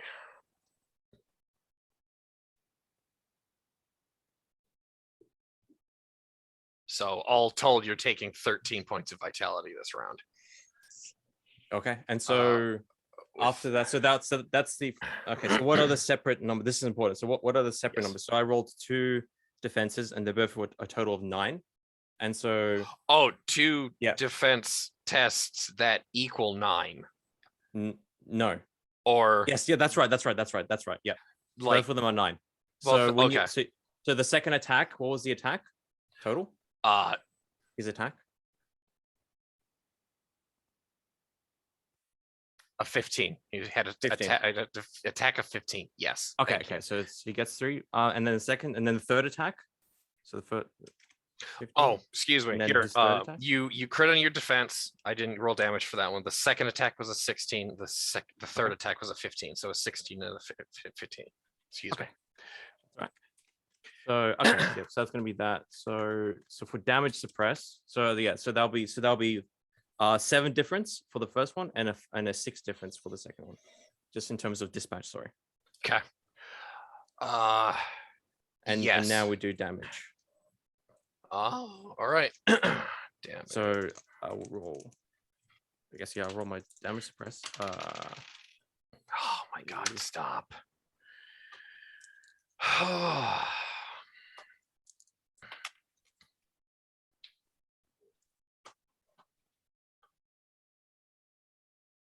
You have 24 points coming in damage on the second attack. Okay. And minimum damage on the third. So it's like 7. Oh shit. Yeah. He rolled a 1. What'd you say? 24. 24. What's the difference? Oh shit, it's a 9 difference. I'm on 1. I'm on 1 vitality. Yeah. The second one, yeah, that's it. 9. Yeah. 1. And the third suppressed attack all of the third. Okay. Yep. All of it, yeah. Perfect. With this, since you're at 1 vitality left, you're taking a -3 to everything. You're at serious wounds. Yeah. All right. I'll just make a note of that here. My goodness. Okay, so I'll give you a description. So yeah, I see Healthy was sort of fighting these two elite clad warriors by the door, and we're all yelling and screaming and lunging, and the sweat and the debris and the clattering of a polearm, and then I see Healthy just yell out in pain, and I turn to see my companion, my friend, there by the far wall being hacked into, and then I with fury I strike out against this one, but those wild swings are reveal many openings, and he just comes in clean with a dive with his sword, which pins my upper right shoulder, the clavicle, almost like severing it, and releasing just a tremendous amount of blood as that sinks deep between the folds of the breastplate as I yell out in pain, and just barely manage to avoid being literally skewered up into the wall, up against the wall, as I slip away, tearing as I remove my shoulder, my almost part of my chest out of the blade. I also rip more flesh as I escape being pinned up against a stone wall, and my vision is hazy and foggy as I feel extremely cold and everything is slowing down. All right. Oh, back to the. Okay, that was Ukian was being attacked. All right, now Barrel. He is down the rosterman behind you. If you want to actually turn and actually go assist him, you are more than able to, but you will be attacked from behind. Okay. Let me just see if I got this picture right. Ukian and his fight are currently behind me, like And to your angled left. behind me and to Yeah. my left. You're Halthir facing and his this way, they're back here. and Halthir and his companion is behind me and to the right. Exactly. I'm so basically you in- guys, I- your 3 pairs make a triangle in this rectangular room. Okay. Yeah. Where is the sword in relation to Barrel right now? Behind Ahum. Of course he was in front of it. God damn it. Yeah. He was up there just admiring the artwork when you guys pounced on their party. Okay, so he was actually turned that way and then he turned around when we came in. Okay. So yeah, no, and he hasn't moved since. Okay. My brain had it that the sword was in the middle of the room. So that's Oh why no, I was trying. it was that's what- opposite the that's- doorway you guys came in. That's why I was trying to get a correlation. So yeah, a Barrel's going to hear, probably horrible screams and screeches of pain, and see the pole arm go clattering. He's going to chant a quick look behind him to see Ukian damn near get cut down, as well as Halthir get torn up. Of course, this is after he just got this big ass long scar and his nipple split wide open now, so he's bleeding. God damn it. Let's see here, actually. Okay. Barrel is, yeah, he's going to step down. He's actually not going to turn around. Yes, they're in the middle of a pitched battle, but he's not that stupid. Mm-hmm. He's not going to turn around. But he is basically going to quickly back up and get to Ukian and basically grab him by whatever scruff he can find of fabric and pull him backwards while yelling out for Halthir that we need to retreat. Okay. So you're backing away from your opponent and you're meaning to go across the room to retrieve Ukian.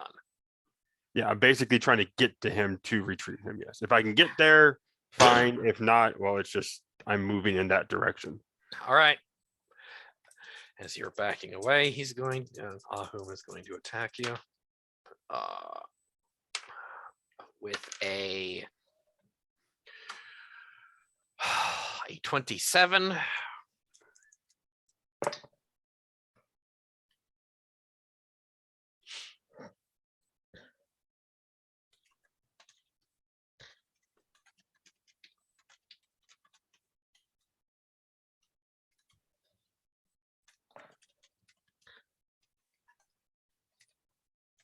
I got a 29.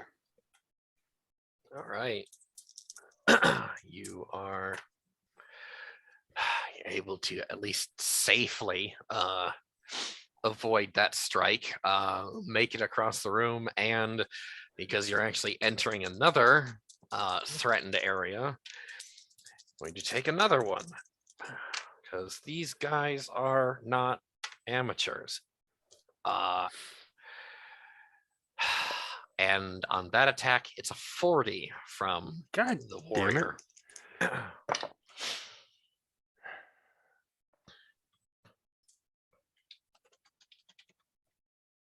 I don't even break a 20. All right, it's full dispatch there. Okay.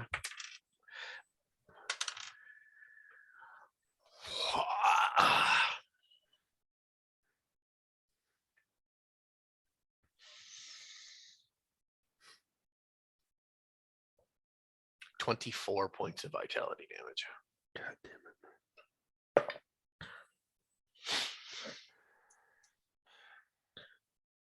Well, I block 8 of it. God damn it. So you I'm take now- 16. Yep, I'm now down to 4 points. Oh yeah, now you're at -3s to everything now.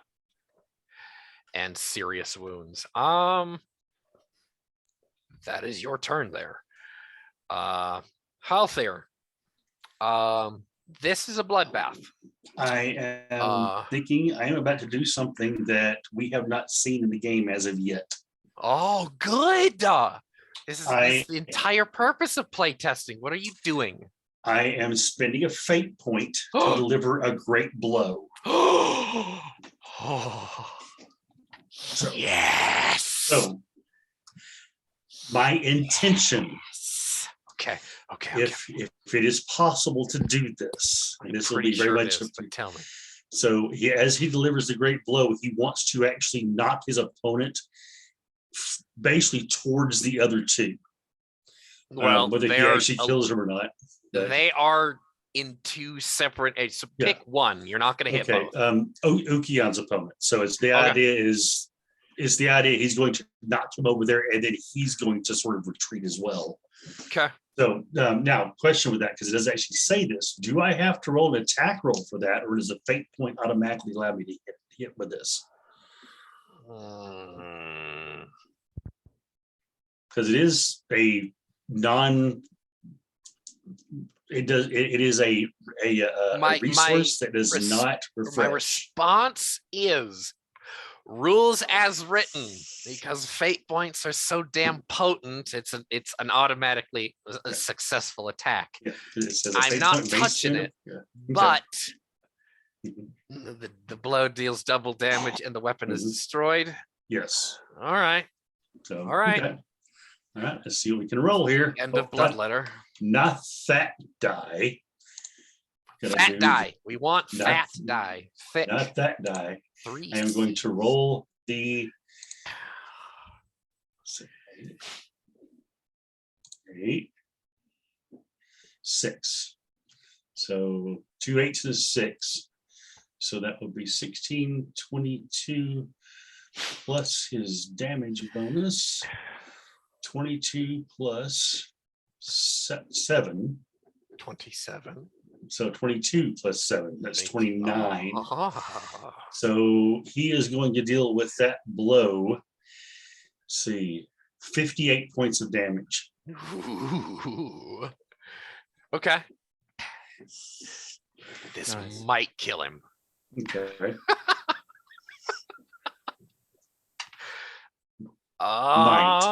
My, Yeah. The you way caught these, that, didn't you? the way these guys have been doing damage suppress might. So, all right. Hey, man, there's something to say about inner world ebon armor. Mm-hmm. Yeah. Ooh. Uh,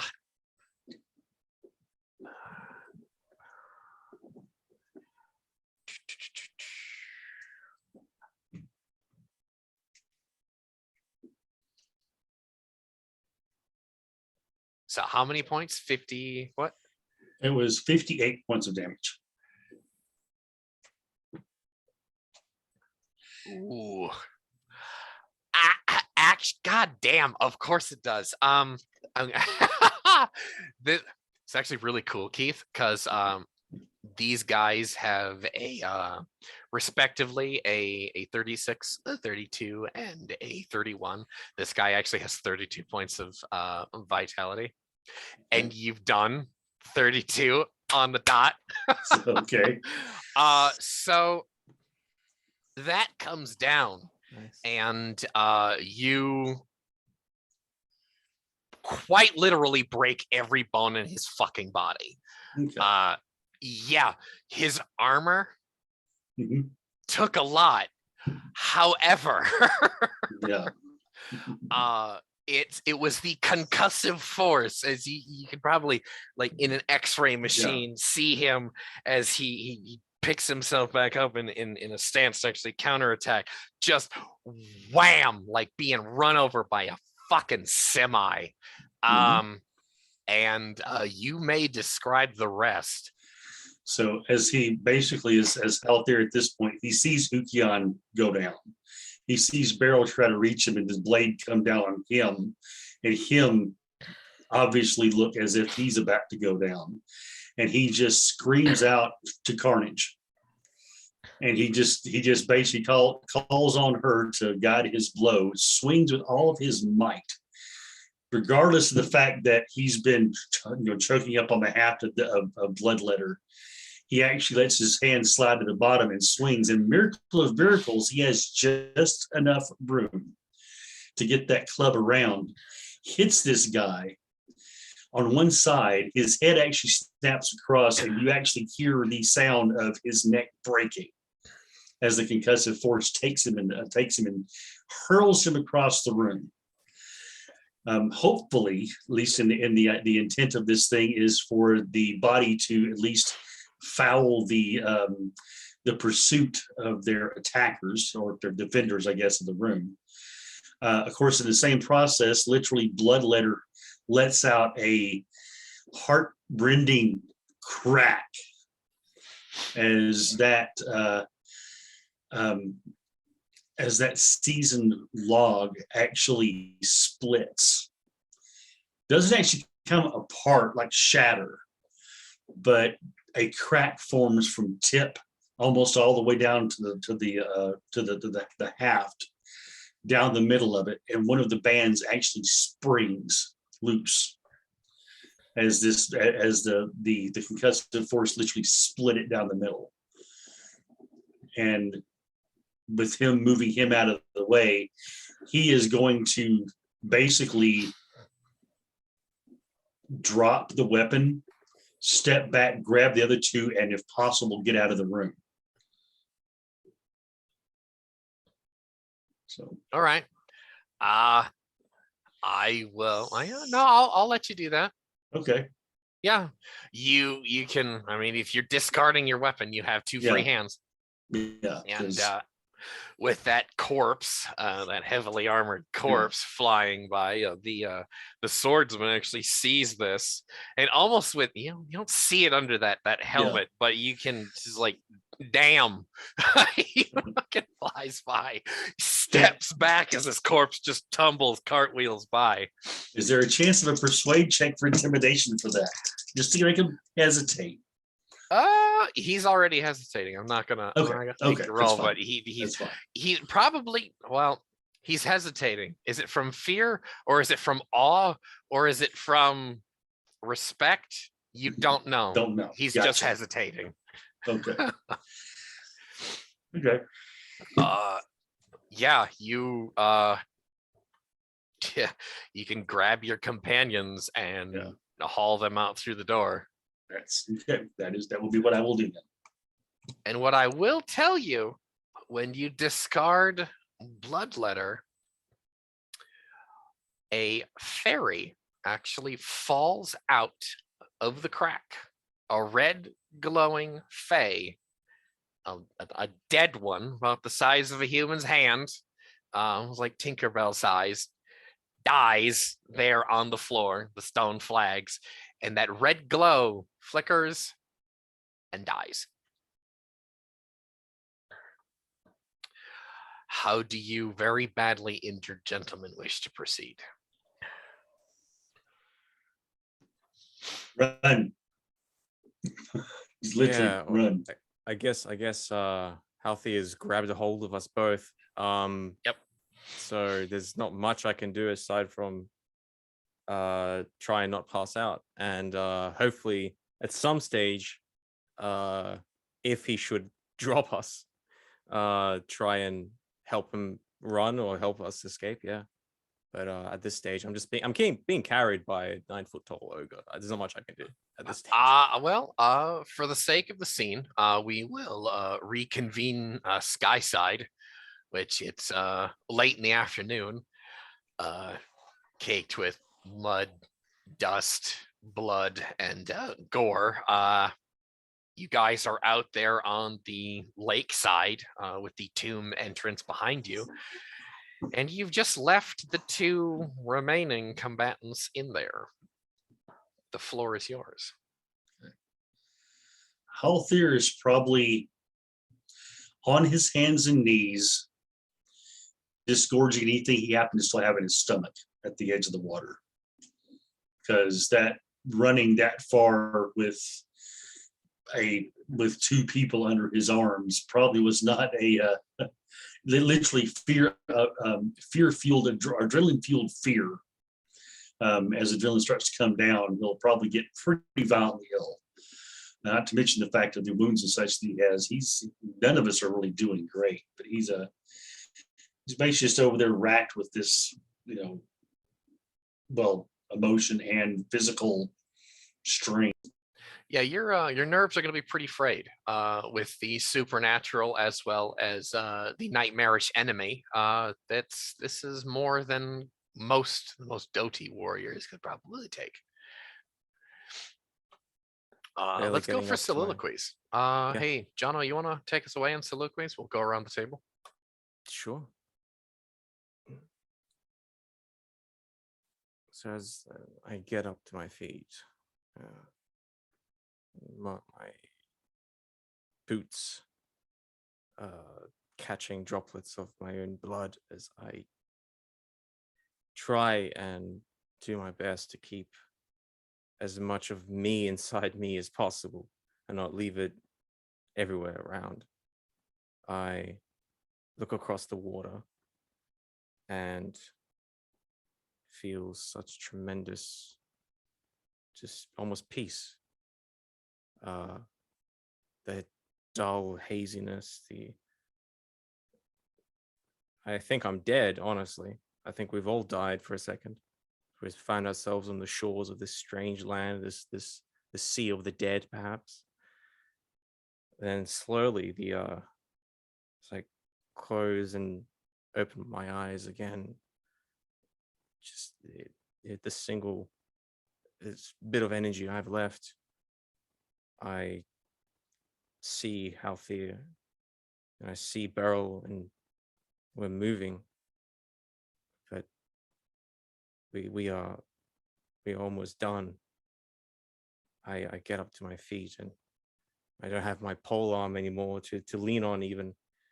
And what use is this hand axe that is just limply hangs by the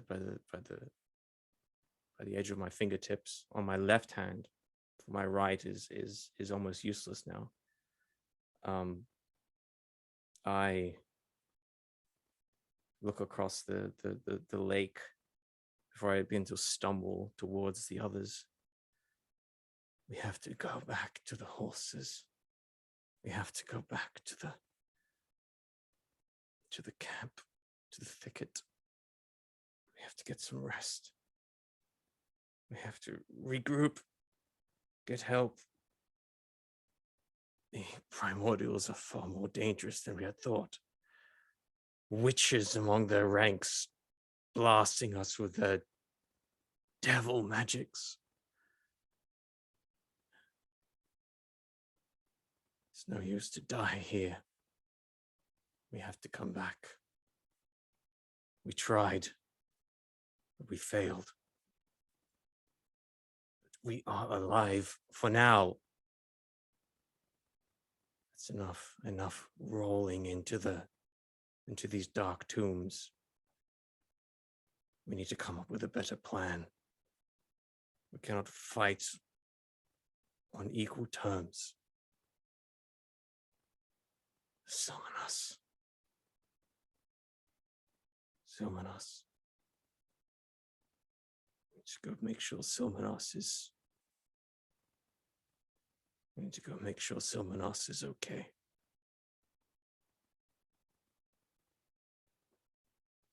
I'm sorry, Uncle. I couldn't do this. We couldn't do this.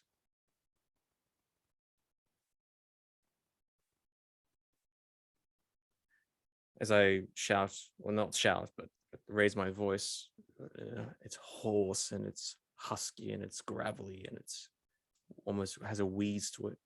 As I call out to Halthir and Beryl, we have to go back to the horses. We cannot stay here. As much strength as you can. Help. We must make our way.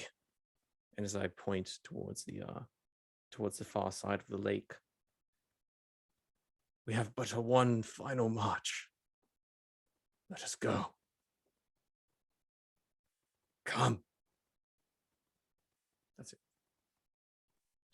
And then we go to Beryl.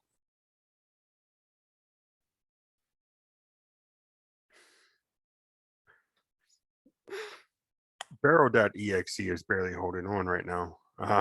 He still is reeling from the cut across his chest. If you really want to be technical, he's still reeling from that knock upon his head from that youth back in the catacomb.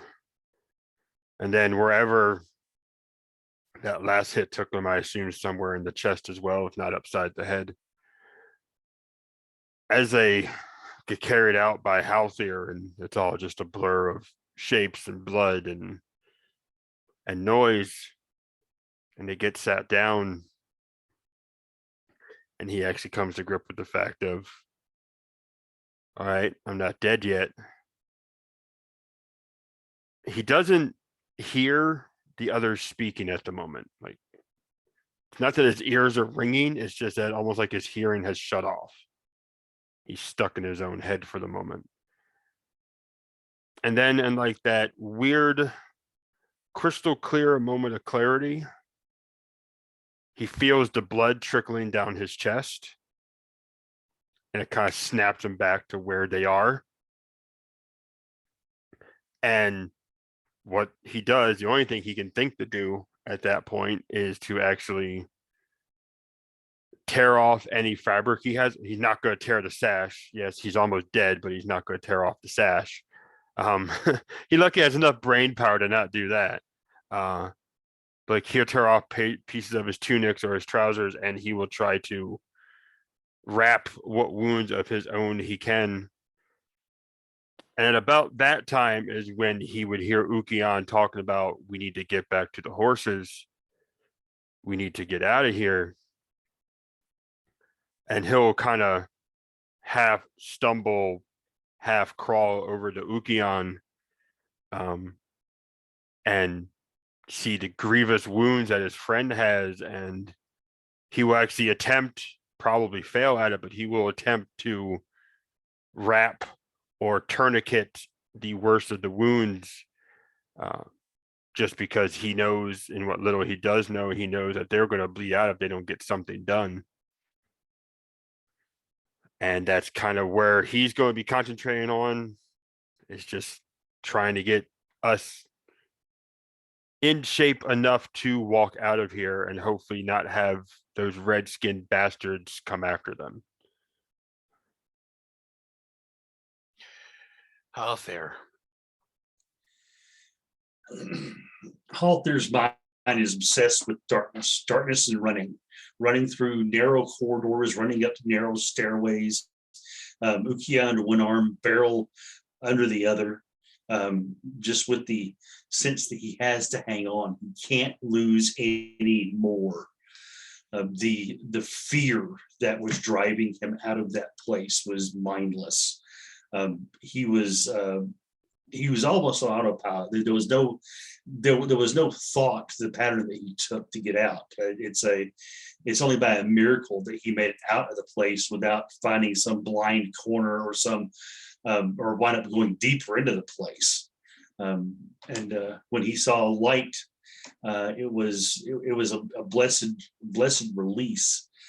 But he literally kept running from the entrance all the way to the edge of the water, where he dropped his companions and collapsed, just thinking that he got them out, and then all of the adrenaline, all of the wounds, all of the blows he took, in some cases to very vital areas of himself, and the blow of the fact that he just watched this mighty club that his father had handed to him by his own hands. This club that as a child he tried to pick up and could not. And his father told him he would teach him to use it as soon as he lifted it. And every day he would go to this club to lift it, and until he finally could. That club split in his hands. And he just dropped it. And for a moment, it's almost like he dropped part of himself, part of his past. And everything comes rushing in, and thus causing everything in his stomach to basically rush out. His sight goes white. Can't see, can't hear, seems to have no sense whatsoever. He's not sure where he's at. He's not sure how all he can feel is this racking pain in him. And then something pierces through. He hears Ukion's voice. And he slowly comes back to himself as he thinks, I got one out. He can't die. Not another one. And he reaches over to the lake, splashes water on his face, shakes his head, looks down at his rent and torn armor, at his leg where the armor's bent in, and he can't feel the wound underneath it. He knows that bruise must be bad. He looks over to Ukion, sees Beryl attempting to dress his wounds and not knowing much more than he does. He just sort of nods to himself, yes, we have to keep him alive. And as he stands up, he just instinctively reaches to his side as if to grab something, but there's nothing there. And he looks down at his hand, and that melancholy washes over him with everything else going on. He just shakes his head and says, I can't think about that. And he actually says that out loud. So the other two will hear him say, I can't think about that. And he gets up and he walks over, picks up Ukion once again, looks at Beryl and says, can you walk? And Beryl, apparently because he was able to get there, was there, and he'll actually hold a hand down to help support Beryl. He'll begin moving towards the thicket where the horses were left. The entire time, leaving behind him a piece of himself, a piece of his childhood, a piece of that innocence that was there as well. When the spotlight fades and the house lights come up to illuminate the stage on closing soliloquies, those of you who have been suffering from grievous wounds will lose 2 more points of vitality damage from bleeding. You return to the thicket. Who has survived the ordeal?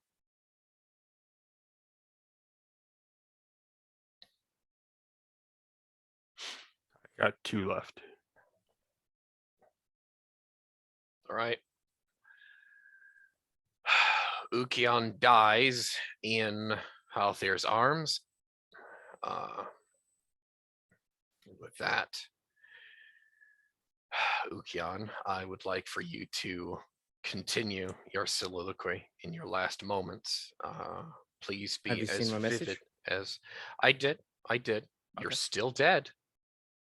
Okay.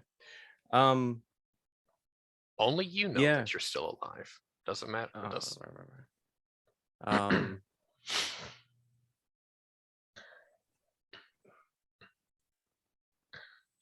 I just feel Ukion feels himself carried.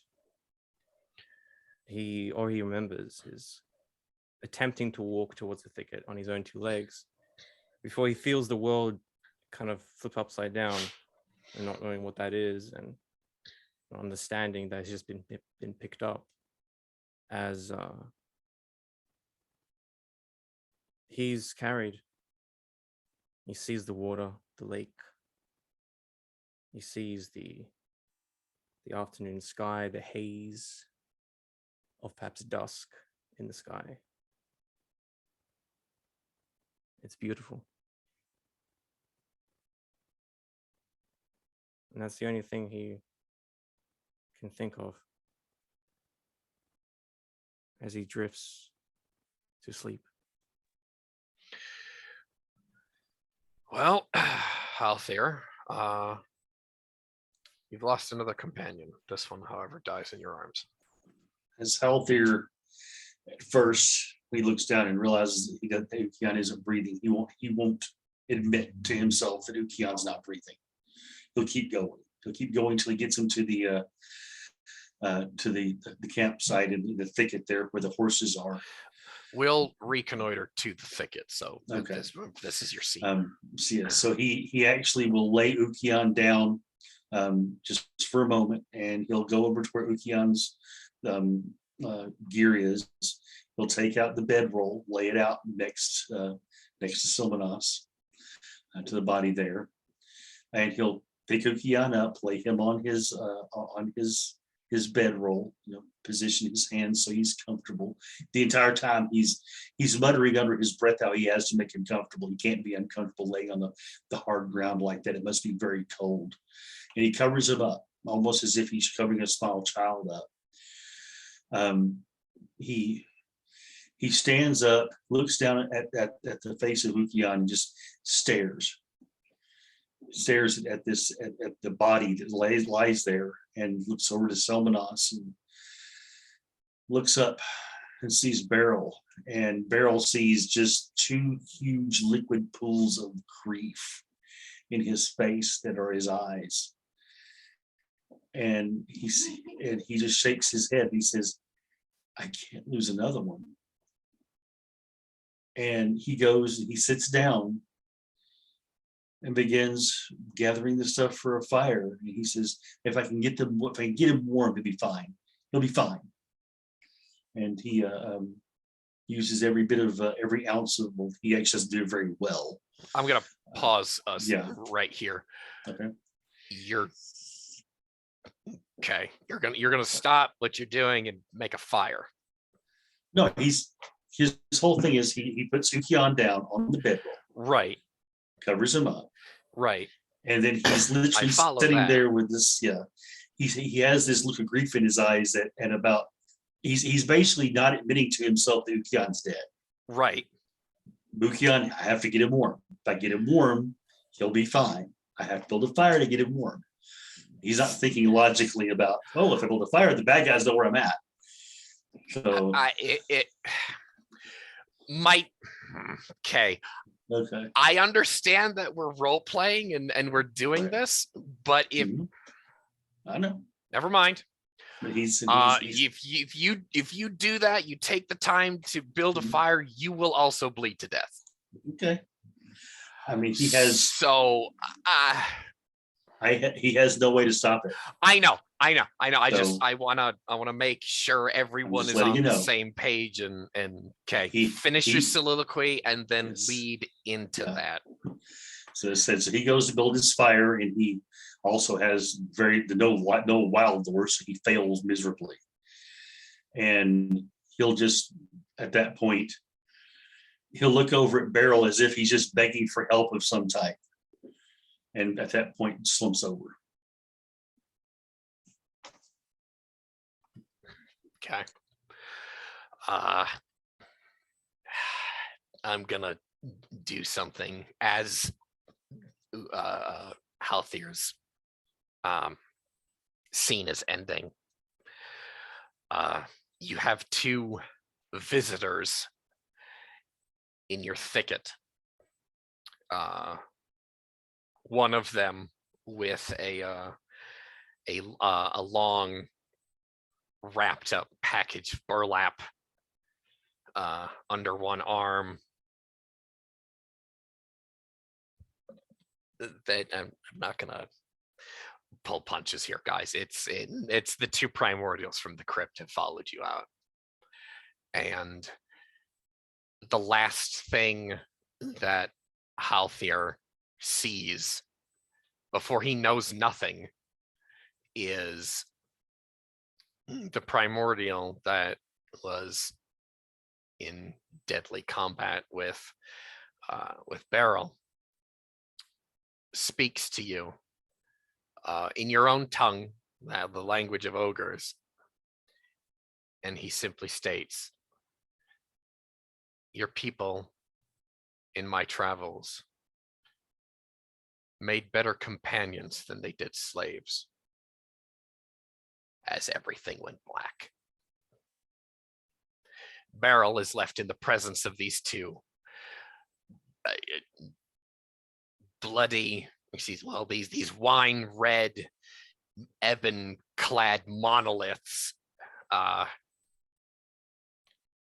Him dying of his wounds. They're not threatening you. Maybe their presence is, but they're just standing at the edge of your encampment, watching this ordeal. You may go into your soliloquy. You may proceed however you wish.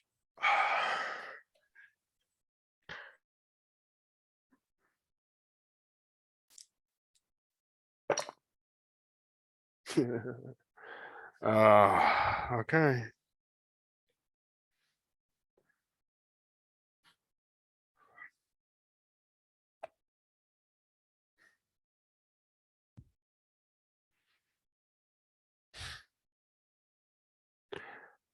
Barrow's going to see Ukian expire. He's been witness to enough kinsmen dying that he knows when that light fades from a person dies. He can't sense it. He doesn't know the exact moment, but he knows when the light fades from someone's eyes when he looks at them. And through a haze-filled mind with only small pinpricks of clarity from his own bleeding out, he sees how Thea go through this torment in his last moments. And he sees these primordials walk up. And Barrel's going to stand up, hacking up blood the whole way, probably.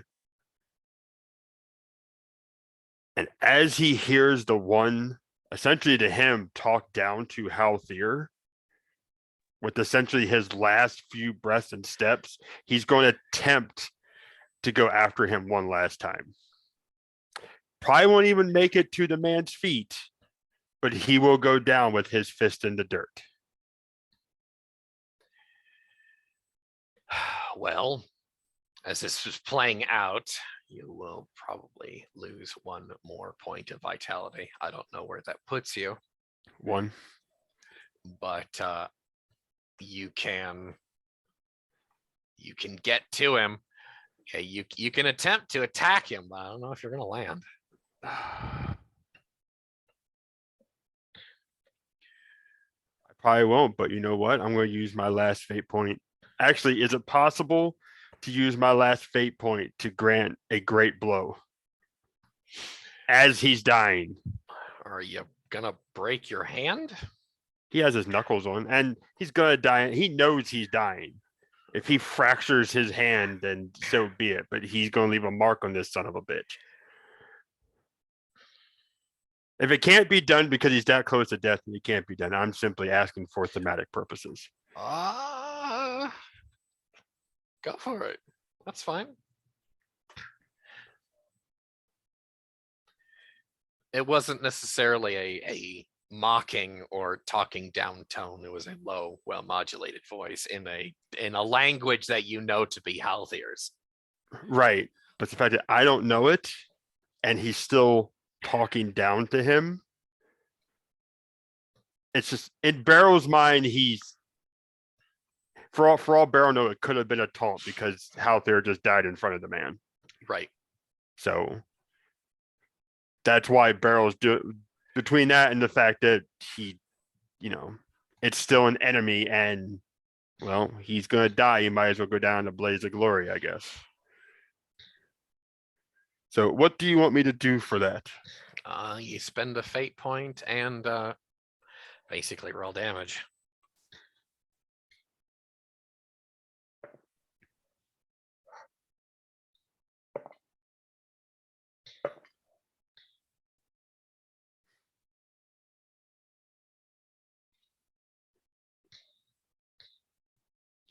Could be 23 doubled to 46. All right.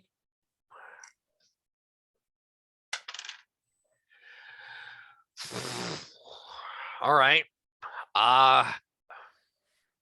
Yeah, you'll break your knuckles and you'll do a fair amount of damage to him, but he essentially takes it like a man. He's got, with his helmet off, he's got a kind of not necessarily a haughty indifference, but a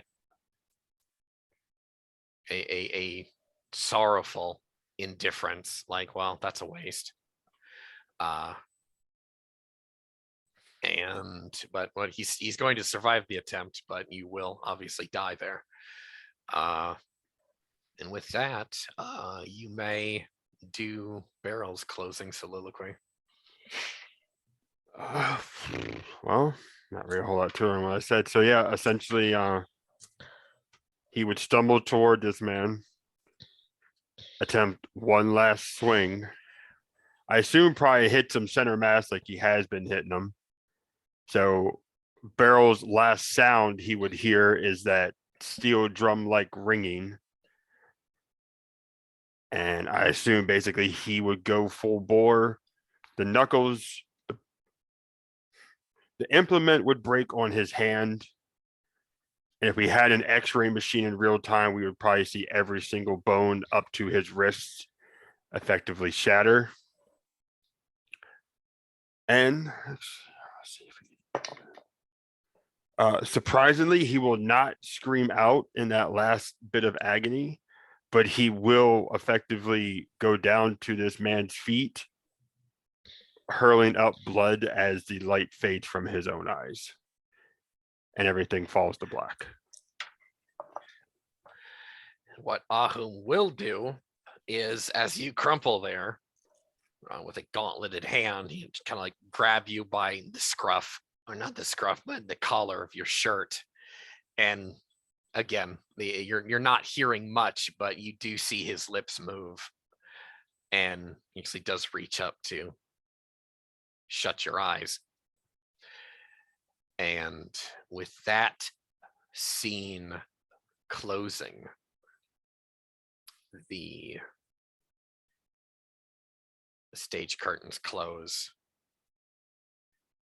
And what we'll do here, I think we'll have ourselves a 10-minute break. I am going to pause the recording here, and we're going to go over some stuff before we continue. We will be back shortly.